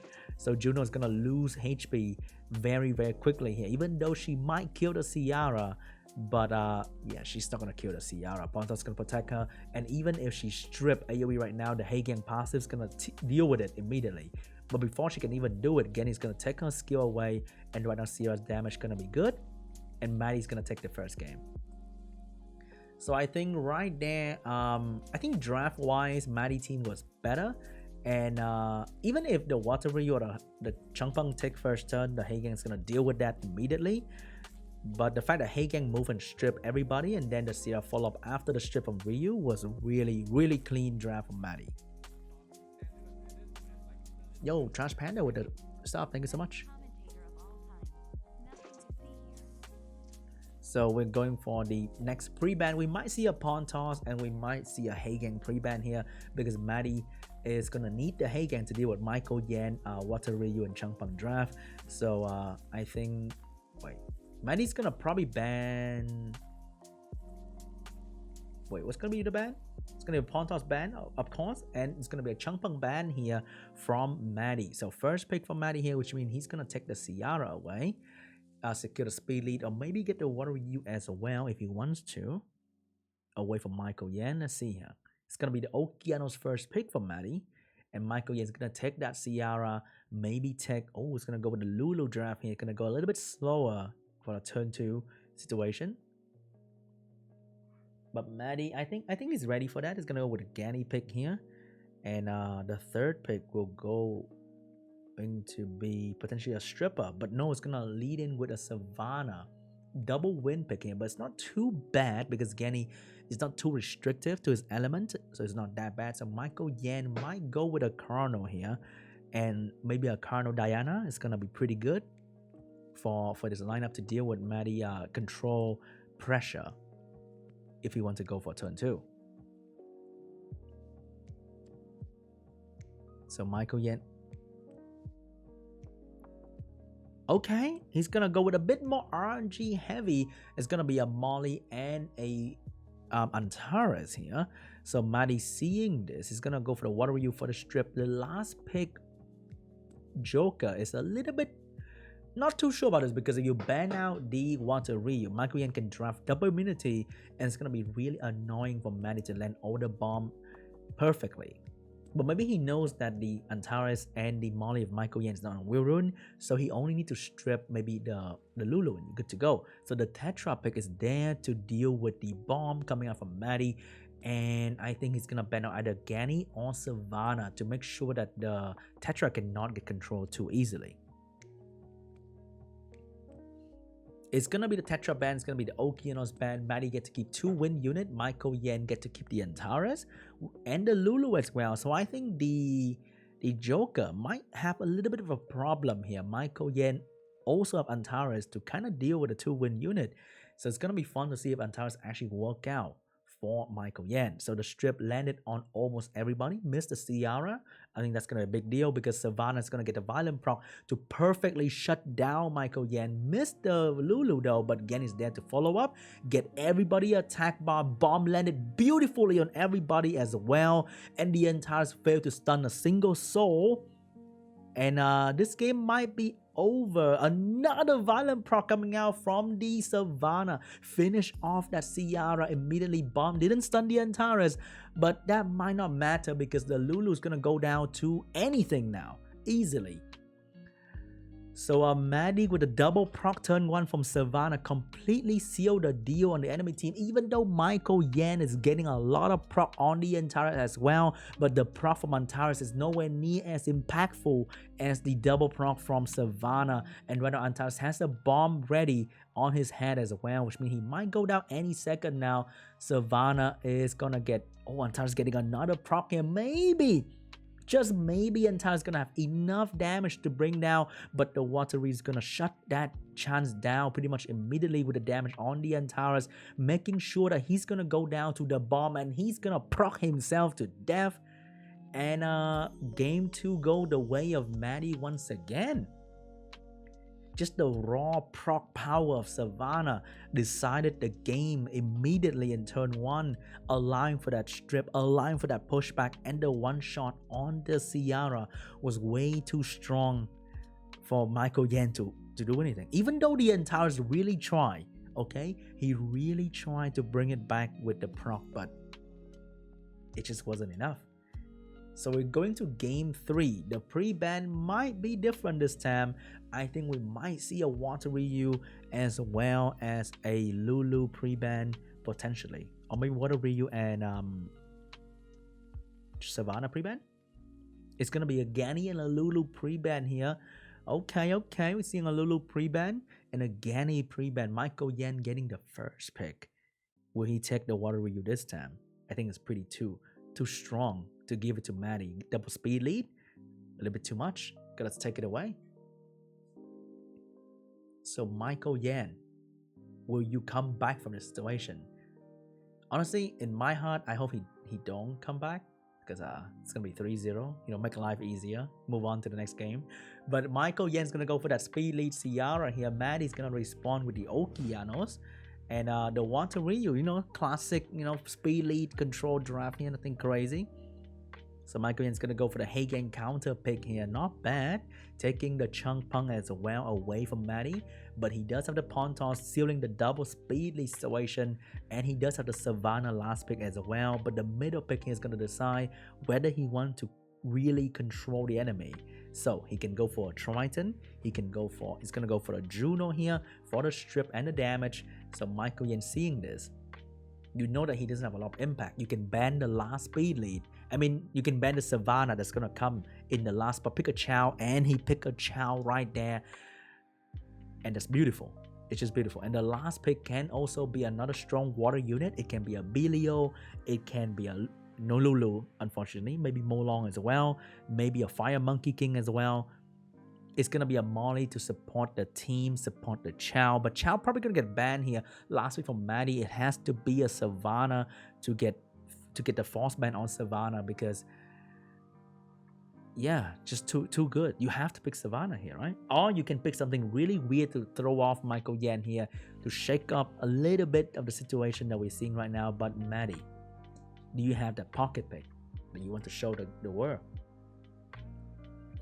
So Maddie's gonna lock in that Carno here, seeing the Chow, seeing the Molly. He's gonna lock in the Carno to throw off Michealyan a little bit here.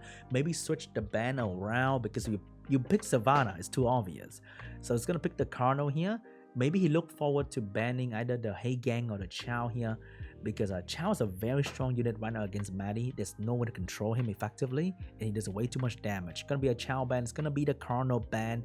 So MaDreamdy is gonna get that protection and damage and additional damage mostly, but you have to fight a Lulu, so that's not gonna be good. So I think Michealyan does have the upper hand here potentially. He's gonna go for the first turn, but Michealyan doesn't gain enough attack bar to cut in between, so Oki does have the stun ready. He's gonna go for the stun. What stun again? And it,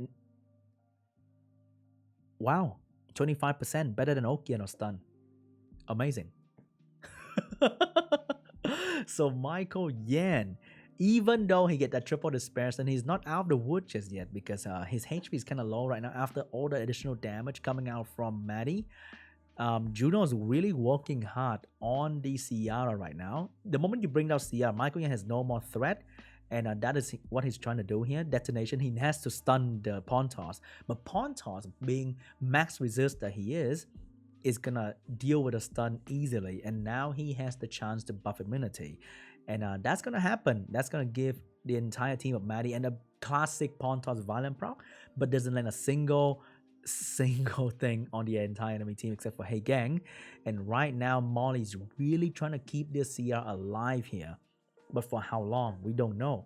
So Molly's gonna go for the touch on Oki, but doesn't really do anything. And the silence from the pawn toss is gonna keep the Hey Gang away from stripping, and the Changpeng getting reset, also keeping him away from stripping anybody. So the Juno is really working on this opportunity here, trying to take down the Ciara. Oki might finish the Ciara here, not quite yet, and giving the Seer a chance to bomb him actually. But will the bomb stay? We must wait and see, because Oki actually moved in front of Ciara and he didn't detonate the bomb right there, which means there's a chance for the Okians to return the bomb back to the owner. So let's see what's gonna happen here. Changpeng finish off the pawn toss, very important, but the Watery is going to do a lot of damage, and Oki, he's going to go for Rain of Stone here instead of returning the bomb, killing 2 units and shutting down the Changpeng as well. And Maddie will probably take this game home 3-0, and he is going to represent America from the winner bracket of today's group. Congratulations. Wow. That first stun Oki didn't stun anybody though. Yikes. That's pretty yikes. But MaDreamdy, just draft was just, I think, a little bit stronger. And pawn toss resisting the stun from the Sierra bomb was also crucial. But we all know pawn toss is very famous for resisting pretty much everything, like the Lulu. So there was nothing much that Michealyan could do. He tried his best to control the pawn toss, trying to bring it down quickly, but it wasn't fast enough. And MaDreamdy just gonna take the cake with the pawn toss.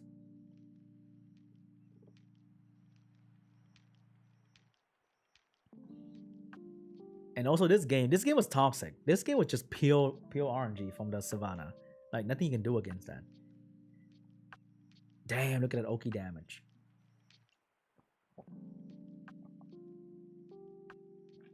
Well played, well played. On the back foot most of the time. I think Michealyan made the mistake of playing kind of in an older meta. He picked the Molly, he picked kind of the Lulu and Tetra there. He didn't realize that the additional damage really counters out the Molly healing. Molly can't heal fast enough really to keep up with how much AoE is going through there. Yeah, so there you go. Maybe some adjustments there that Michealyan can make for his future matches down onto the elimination side of the bracket. He'll have the opportunity on Saturday to try and make it on through. And again, he is seeded ahead, so he should only need 1 win to make it on in. But for now, 1 ticket already punched. MaDreamdy will join the players from yesterday into the America's Cup. And now we got 1 more. This is the big one. This honestly is worthy of a finals matchup, Stoic. It's the reigning champ against the champ before the reigning champ. Jmak and Thompsin doing battle to book their ticket to the America's Cup. This is going to be awesome, guys. I am so excited to see this one. And mainly because with Jmak and with Thompsin, you get 2 players that are calm, cool, collected, and full of swagger, and they know exactly how they want to play as we pull up Jmak's stats from the past couple of seasons. But, I mean, as much as we see those stats, as much as we see those units, we know Jmak and Thompsin are going to play their own way and have been prepping on their own, Stoic. Yep, that's correct. I mean, these 2 played each other in America's Cup last year, and it was one heck of a battle. A lot of people expecting Thompson to get the victory, but Jmak proven just to be the better player last year. And Jmak's looking to prove it once again going up against Thompson. It's going to be a very exciting match between Jmak and Thompson. Once in love again, he was able to get his victory over Tiger earlier. Jmak, I'm gonna get ready, boys. What was the unit? The Shizuka. Thank you, Shizuka, yeah. The Shizuka coming on through. And what does it mean when a Deacon player... on good idea, buddy. For like, getting you know names, huh? Screw the consensus. I believe this works. But yeah, I do that all the time I think too. that usually has a strong indication that they know something that other people aren't ready for. And it's an indication of people who do a lot of testing and people who have really, really gone out of their way to find what works for them. Yeah, especially when it works. You know, when you do something like that and it doesn't work, then you're like, oops. But this one made Jmak look like a genius, but he's up against the brains and the brawn of Thompson. the 2019 America's Cup champion. You see it right here. He went through FirasFiras in his matchup here, Once in Love. Yeah, so it was a super clean matchup versus Firas using his double one-man army team. Really had a very strong pre-ban phase as well, knowing he needed to get rid of that Nyx in both drafts. Damn, this is like Giving the up turn one most in a lot of anticipated situations, match, not huh? that big of a deal Crazy. for him. The most interesting thing about both these players, though, is that they actually consistently take notes on other players that they're playing against, other players that are going to be against them in the tournament. So I'm interested to see what both players have prepared for each other in terms of pocket picks. That's right. We've seen Jmak pull out the books before in last year's America's Cup. We'll see if they're going to dust off the books of years. I'm sure it's been years of battles and research, and it's going to be so, so good. All right, y'all. Jmak, Thompsin, America's Cup champs. Thompsin, the runner-up to the Summers World Championship in 2019. Only one can go through at this stage. Who will it be? Jmak or Thompsin? Let's find out. The final match of the day in day number 2 at the preliminaries. Stoic and Once in Love, take it away. Not just the final match of the day. All right, boys, let's do a quick prediction. Jmak or Thompsin? Okay, 1 will be Jmak and 2 will be Thompsin, okay? I'll give you guys a minute, so don't worry.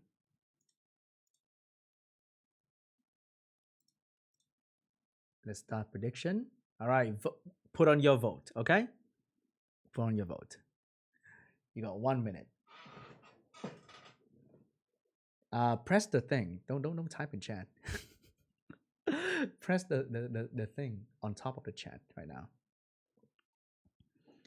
But anyway, we are Yo, what's going on? Counter stream breaking or something, man? Monka. Am I missing something? Wait. Oh, that stream is like that? Oh god, that stream is breaking. But anyway, we're going to the last match of the day between Thompsin and Jmak. We're seeing the Hey Gang and the Gianna pre-ban here from both sides, and we're going to see pretty standard draft. Oh, Thompsin actually have a Chiwu ready as well. And Thompson's gonna go with a double speedy, double strip, triple CC, standard stuff here. But for Jmak, it is going to be the Chloe strat again. He might bring the Shizuka back as well. And it's going to be the Chloe Shizuka draft from Jmak. Very clean, very interesting draft here coming from Jmak. I really like that. And Thompsin, he's going to follow up with potentially maybe a Bearing and Han. Maybe? Because when you ban Hey Gang, you could have bring in the Bearing, right? So let's see what Thompsin decided to do here for his strip and his last damage output. It's going to be the Han, it's going to be the Jogun. And he does have double strip and triple threat here already. So Jmak seeing this. I think we saw the Chloe is actually not on triple NAM or double NAM wheel, all that good stuff. So Jmak last pick might be the Samaf once again. And maybe ban out the Monkey, for example. Alright, Jmak. What do you decide to do here? Is it going to be Samaf again? It's going to be the Ganymede for Jmak here. So he's kind of accepting the fate that he's going to get strip and control. But if you ban out the Monkey, it's not too bad. Yeah, it's not too bad. So, Thompsin, are you going to ban out the Chloe or the Shizuka? Which gimmick do you want to fight today? But maybe he's going to ban out the Water Ryu. No, it's going to ban out the Okeanos. The Monkey getting banned out as well. So Thompson's going to get that strip and the damage in. But Jmak with the Murray, the Moore is going to cut in between, potentially the spare stun the entire enemy team. You never know. So first one belongs to Chiwu. He might not use it yet, or he might use it immediately. It's going to be the AoE strip landed on everybody. But here, is gonna be the beautiful cut in between, push back the attack bar of the entire enemy team, and Ganny's gonna cut in between to reset their attack bar, and the Sia getting stunned up as well by the Despair more. And right now, Thompson team is falling apart, and there's nothing to do about it. Beautiful stun coming from Shizuka, but no damage just yet. But hey, don't worry, because you don't need a lot of damage to kill that Han, and Jmak knows that, so it's gonna reset He's gonna reset Shizuka for another round of stun potentially, because that's the only thing Shizuka has going right now. Jmak is going in strong with the pushback. Oh, the big Violent Proc coming out from the Han is gonna give him a lot of damage output here, but who is he gonna use it on?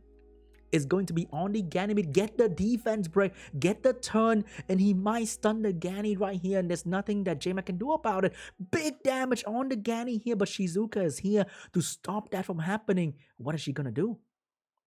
She's gonna go for the AoE stun and she get it done, and she's gonna try to do more damage onto the Han, and the defense break the Han gave the Ganny is gonna be useful for the damage coming from the Chloe that's gonna proc Violent, and also the Morn that's going to move very soon. But Ganny's gonna go down, not quite yet. Ganny's really tanky, and Shizuka not gonna keep him alive for a little bit longer. And here comes the damage come out, double the spare stun, a lot of additional damage as well. Sierra's not going down just yet though, but she's not gonna get stunned as well. Can Ganny bring her down with his attack by pushback? Sierra has bomb ready, but they are immunity on everybody, so there's nothing she can do about it. She's gonna bring down the Ganny, but Soul Protection is gonna keep him in the game, and he does have the Seal Magic very soon, and if he get it done, it's gonna be a game for Jmak.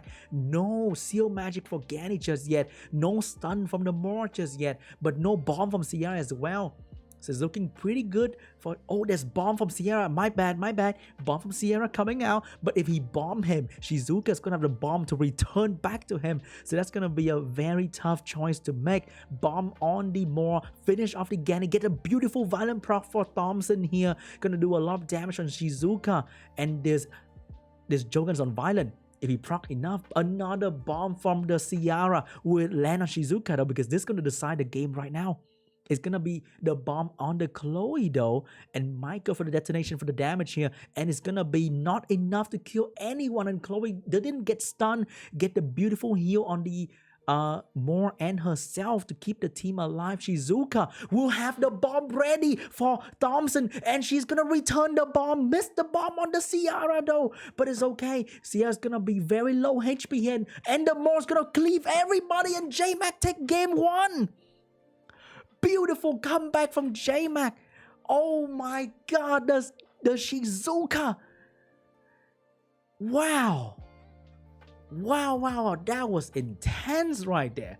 But the fact that Thompsin didn't kill Shizuka, I'm not sure about that though.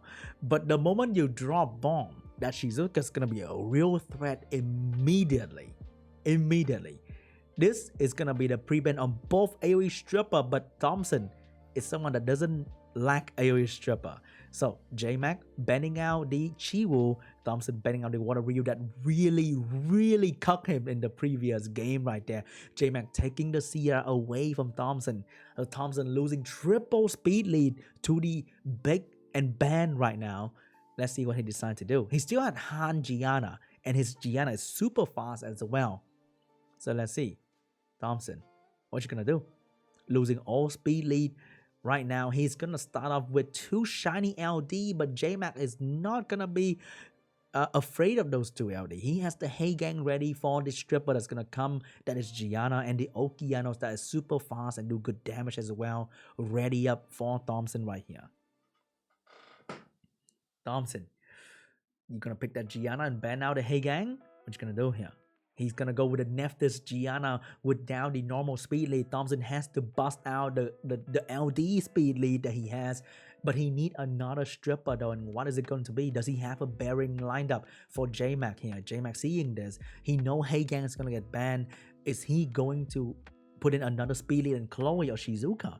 He can pick Samaf right now. No, he's going to go with a Jogan. And my last pick is Samaf here. He's going to contest speed against Thompsin. He know that Thompson's speed is on Chiwu. And Chiwu got pre-banned already. Which means Thompson's good speed set is not going to be used anymore on this last pick here. He can ban out the Gianna. Let the last pick go through and outspeed him with the speed lead. So Thompsin, knowing that, is going to pick the Lulu here to try to disturb Jmak a little bit, and the instant ban on Lulu. So Thompsin is going to have the Han speed lead for the Gianna, and Jmak is going to have the speed lead on the Jogan and Okeanos. It's going to be depending who farm more Giants. who's faster with the better Swift set, and that is going to be the Jogun moving first, gonna go for the AoE strip, and the Okeanos with a beautiful speed tuning follow up right back at it and stun the Gianna. Nephthys get a violent prop, but it doesn't really matter. Oh, it's actually gonna matter because there's no immunity on the Okeanos, and Simple Cloud's gonna take out Okeanos simply, just like that. But the thing is, Sierra and Samath are both very strong damage dealer right now, and the bomb is gonna land on the monkey. Beautiful bomb land on the monkey right there. He's gonna lap, maybe? Is he gonna go for damage? He's gonna lap a little bit, do some damage on the Gianna. Beautiful turn from the Samath as well, doing good damage to the enemy team. And right now, Samath's gonna be a huge threat to the entire team that Thompson is using right there, because the return damage is gonna be huge for any of one to handle. So right now, Nephthys, even though she's healthy, but for how long? Because Gianna and Han, they're both dying to Samath. The monkey's gonna die to the bomb very easily. So the only hope that Thompson has left is the Nephthys that's gonna survive the Samath and somehow bring the game back for him. Because right now, another bomb landed on the Nephthys, and that might have sealed the deal for Jmak. He's taking this game home because there's no way that Gianna and the Han can actually win a rageful return from the Samath, even though Jmak look like he's dying right now, but he's actually winning. And Thompson knows it's coming for him. And can he tank that return damage? The Nephthys looks very tanky, and Samath might miss crit. Okay, I don't know if Samath has max crit rate or not, but the return damage is going to be the one that they're going to decide whether Jmak win or lose this match right here. So it's going to be a very, very scary moment for both players, whether Jmak's going to win or not, Thompson's going to win or not. One moment right here is going to decide. Boom! And that did not do enough damage, but the Samath is actually on Vampire, which means he's back to full HP, but he couldn't kill the Gianna, which means Gianna's gonna do a lot of damage right now, and Samath cannot survive that, and Jmak actually lost the game. Oh my god, the fact that the Gianna survived was huge. The Gianna. Oh my god, Jmak. He was so close to winning. Oh my god. The Vampire Samath couldn't finish off the Gianna. Oh no. The fact that Oki missed the stun on the Han in the very first turn was huge. And the violent proc from the Nephthys was huge as well.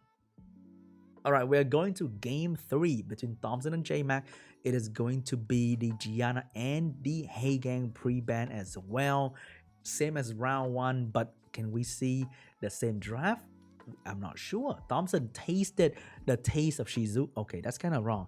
But Thompson, he couldn't deal with the Shizuka. It was too strong for him. So Thompson, knowing that, will he change the draft a little bit, or will he go with the same thing but with different band this time?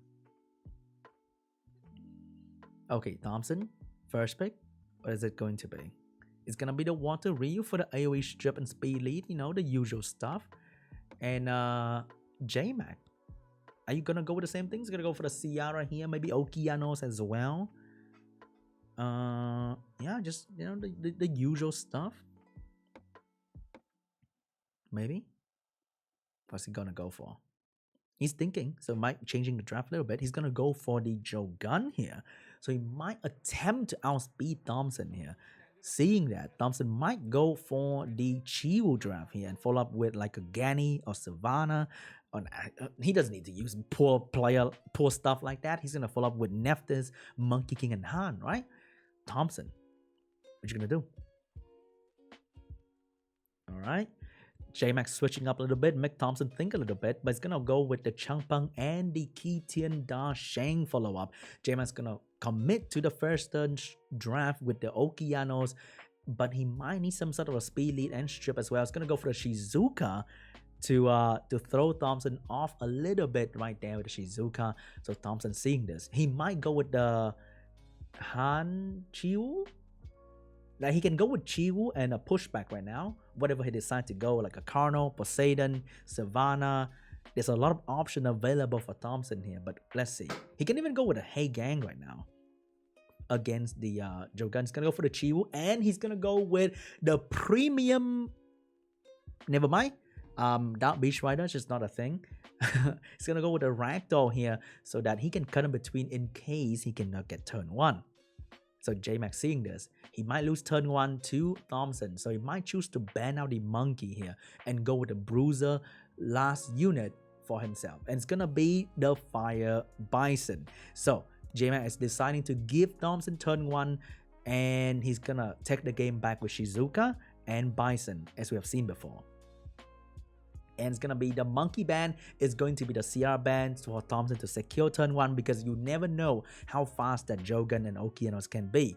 So we're going to game 3 with Jmak going for second turn, but no immunity, no cleansing, just raw RNG. So first turn belongs to Thompsin here with the Chill going first with a sleep attack, get everybody stripped. And here comes the Water Ryu. Is he on the spare rune? He might be. He is not stunning anybody just yet, but a Changpeng is here to push back. Can he get the triple fire unit in front of him? He does get the attack by the cooldown, some of them, which is really, really good right now, but the follow-up of Thompsin ends here.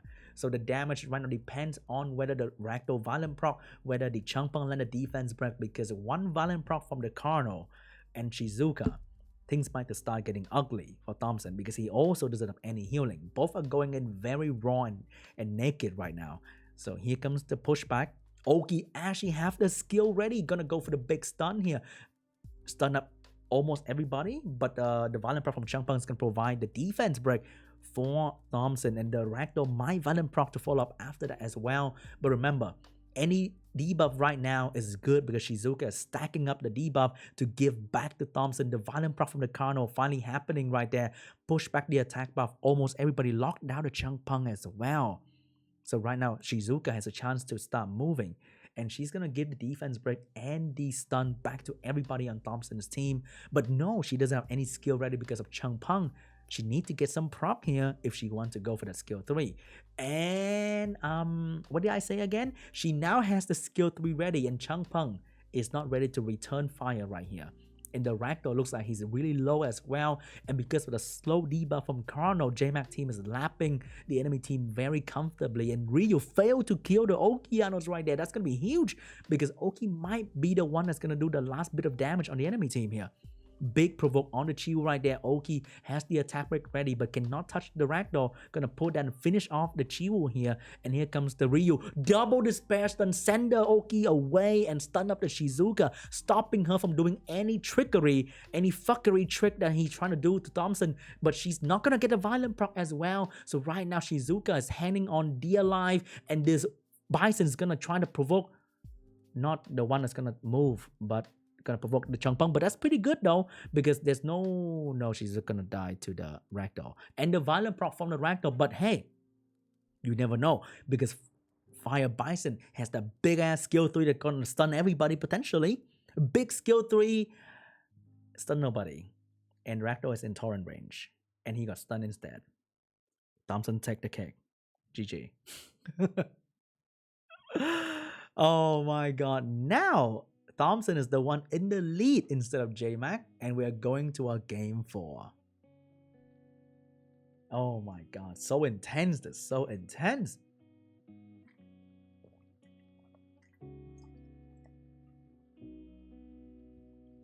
Oh no, Jmak, what are you doing? Alright, we're going to the game 4 between Thompsin and Jmak, and the pre-ban this time, what is it going to be? So Thompsin have seen everything that Jmak has to offer. He might ban differently. He might ban Oki. He might ban Jogun. Let's see here. I think Thompsin has first pick now, right? So he might even ban Ciara. So what is Thompsin deciding to do? The pre-ban is going to be, it's going to be the same pre-ban here. It's going to be both the Speed League. Jmak get the first pick. So we might see the same draft as game 2. And Jmak's gonna take the CR away from Thompsin. Thompsin has to go with the full LD team, unfortunately for him. And Jmak does have counter strategy for that. I think he's prepared for that. But will Thompson go with the same LD team though? If I'm him, I'm just gonna go with the same LD team. I mean, your best rune's on that. But he switched it up. He take the Heigang this time, not giving the Heigang away to Jmak, which is a very big deal. Because Heigang is one of the core counter strategy to Gianna, which Thompson is running right now. So Jmak is gonna go with the Okeanos and the Chloe draft to deal with the debuff, and now Thompson can freely go for the Gianna with no counter strategy from Jmak unless he has one. So Thompson has the strip ready, has the control ready, looking like he's having the better draft right now. Jmak, what do you have to deal with this? He's gonna go with a Daphnis. How fast can that be? He's gonna last pick Garo now? No way. No, he's gonna last pick Shizuka. No, Daphnis. Just kidding. Last pick Shizuka. Last pick Sean. So Thompson is gonna get first turn easily. He might get a Gani, a Changpeng, which are really good right now against Jmak. I'm not sure about this last draft though, but Thompson's gonna go with the Lulu to be safe. Safe against the bomb from Shizuka, safe against the stun, safe against the bomb from the Sean. So pretty solid last pick right there, very annoying unit. So Jmak, will you ban out the Monkey or will you ban out the Lulu here? He's gonna ban out the Gianna and Sia getting banned out as well. So Thompson doesn't have speed lead for the stripper that he's using, which means Jmak can freely reset whatever is coming ahead. Interesting. He let the Lulu through. So how does he plan to bomb that thing? I wonder. But hey, let's see. First turn belongs to the Okeanos.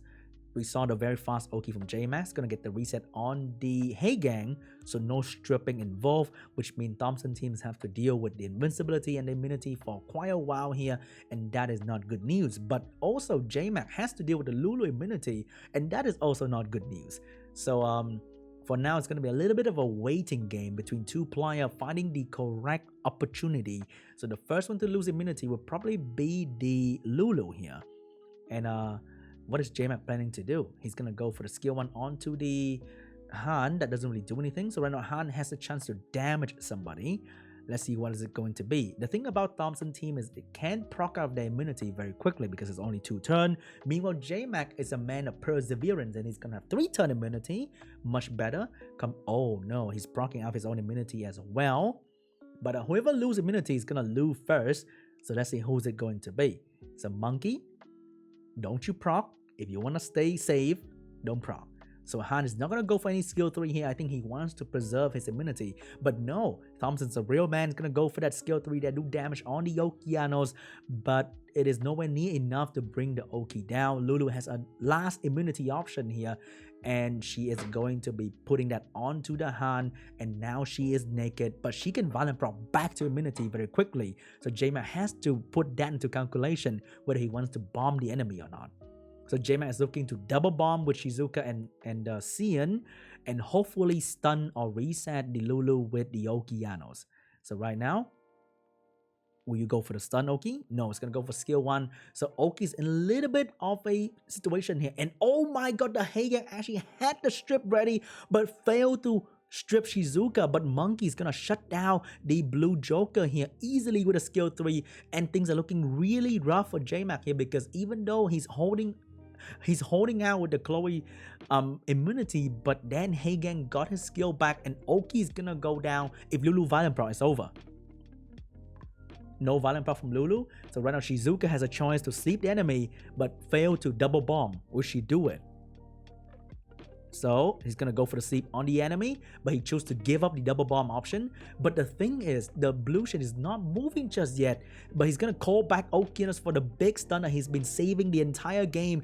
Big stun from Okeanos, shutting down the Lulu. That's the most important thing. But bomb failed to land on the Lulu, which means he has the cleanse ready. Oh my god, that bomb was very important to land on the Lulu, but he failed it, which means the only way the bomb is going to detonate is because of Violent Proc from Thompson's side. Will he get the Violent? No, he will not get the Violent right here, and Han is going to die maybe? If Han die right now, if Han Violent Proc right now, he lose. Han's gonna go for the damage on the Shizuka. He choose to die for the greater good because he know that the Chloe and the Sean is not gonna be enough to kill the Monkey. Right? Because right now Lulu's gonna heal And yeah, Han chose to die, but it was, I guess, a noble sacrifice. So I guess that's pretty much it. I don't think the bomb's gonna do enough. I think his if I remember correctly, I saw his rune on the Joker once and it was on Swift, which mean Thompson is gonna be representing America region from this group. And Thompson will be moving on to compete in the America qualifier regional cup. Congratulations, Thompson. And Jmak will move to the loser bracket. Don't worry, Jmak might come back from the loser bracket. That's gonna happen next week. Okay? GG. Did you guys choose Thompson or Jmak? Let me see. 54% for Thompson. Wow, that's actually a close call right there. Interesting. Congratulations.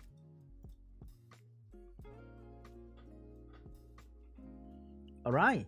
We're gonna be waiting for the last code, and we can wrap up the stream. That was not bad. By the way, guys, just want to quickly say the stream is sponsored by NordVPN. Big shout out to them. If you want to have a VPN to choose to use, don't forget to use code SeanB, and hey, get a huge discount for NordVPN. We're gonna wait for the final code here, and we can wrap up the stream. 3-1 for Thompson, man. The power of LD, crazy.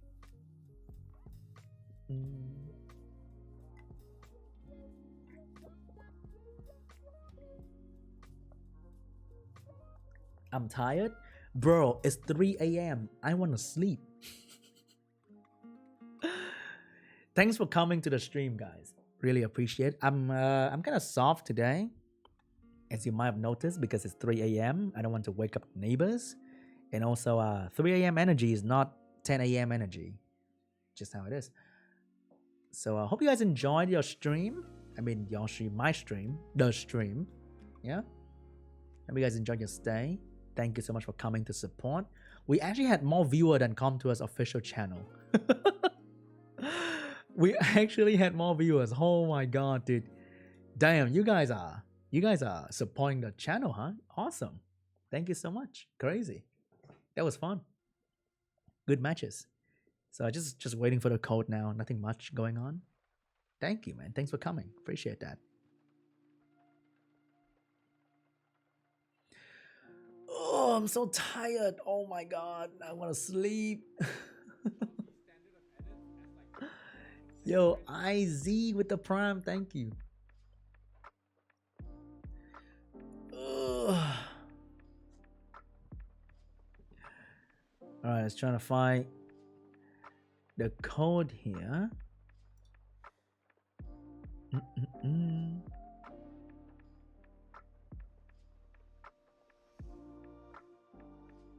Where do I live? In my house. Got you. Oh god, I'm so tired.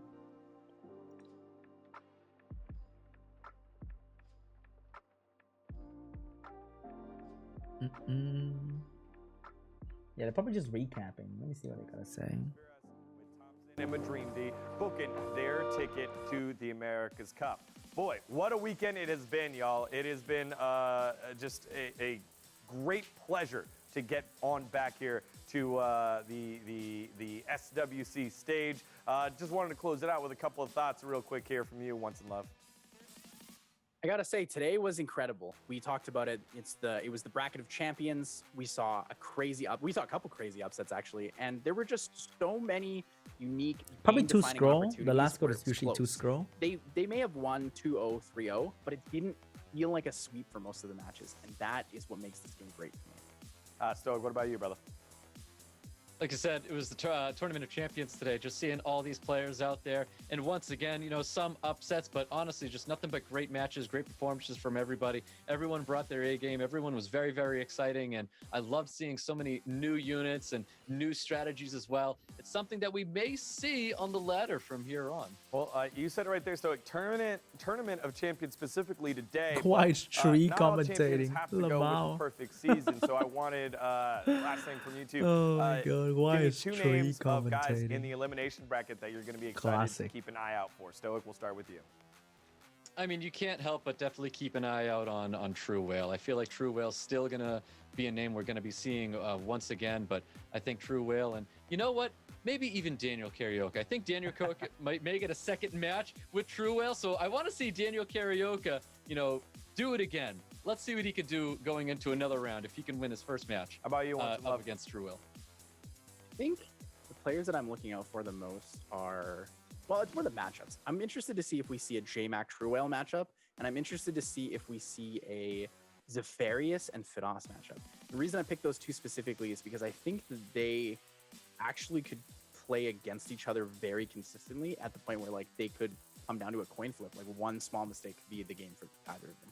All right, well, wait no longer. We got ourselves the bracket for the elimination matches again. These are all the players that dropped earlier Daniel in Firas, days 1 Big and V, 2. TopaV. They don't got that loss to back on off. So if they want to make their SWC2021 dreams come true, they got to take the win. Tough game. If they were able to win one game, they're seeded on in. So Jmak, True Whale, they're on opposite sides. They won't be playing each other there. But right at the top, you got Daniel Karaoke against FirasFiras. Big V against TopaV, the battle of the Vs. Then you got Dustin against DrmzJoseph, and then JS against Tiger. Man, that bottom side of the bracket is kind of crazy. And then waiting in the wings, only one win away, Jmak, Michealyan, Zephyrias, and True Whale. Only 4 more will go through. After that, we're off to the America's Cup. Again, now that you've seen the bracket, pick one side that, or I guess one matchup that you're excited about. We'll go with Once in Love first. JS Tiger, 100% JS Tiger. That is a battle of scary LDs and a battle of really, really strong rune quality. And then to follow up, they got to play True Whale. That is the battle of endurance. You need to have the mindset to play through it. You need to have the wits to play through it. You got to be ready. Stoic. Daniel Karaoke and Firas, they're two friends of mine, and that's going to be a tough one. I think those two know each other very, very well. So it'll be quite the battle ahead. And then, of course, they have to play Jmak after that. So we'll see how well they prepare for last year's America's Cup champion. That's right, a couple America's Cup champion in that elimination bracket in DrmzJoseph. Couple of champion Jmak, in the exactly loser the quality bracket here in the Americas region for 2021. Y'all, it's been a heck of a weekend. Thank you so much for watching. Where's the code? And as part of our appreciation, I practiced it this time. We got the coupon code. Bam. Here it comes. It is 4 All right, in tap it in, and boys. 4 more to go. That's one 2, scroll. the number 2, not spelled out, and not like 2 or any of the other 2s. 4 in and 4 more to go. It is your Mana Stones and your Summoning Stones. Make sure to pick those up and boost your own account. And of course, again, for our Lost Centuria players, we've got the tournament coming up. Showtime! It is the World Showdown for Summoners War Lost Centuria. Centuria, August 7th at 8 p.m. Pacific. Make sure to keep yourself posted for more information on that event match. All right, everyone. Thank you so much for watching this weekend. 4 tickets have been booked. Next weekend, 4 more. All right, that's it, boys. I mean, the whole time I was just playing an RTA match. I didn't really hear what they say. But we're going to have a match really, really soon. Probably next weekend. And yeah, loser bracket for this is going to be pretty hype too. A lot of big player. But anyway, the code is in the chat right now. Oh, God. Shizzle. God damn it. I got to go to sleep, brother. What do you mean, Shizzle? I'm not going to sleep. Shizzle. It's fucking 3 a.m. I want to go to sleep. How dare you? Come on. I want to go to sleep. What do you mean, Shizzle? Oh my goodness. Let me sleep, please. Okay, I'll do one RTA. Okay, I'll do one RTA. All right. I'll do one RTA. You know, repping the Gianna gang. You know what I'm saying? But that's it for the tournament now. Thanks for watching, guys. I really appreciate. Thanks for the support.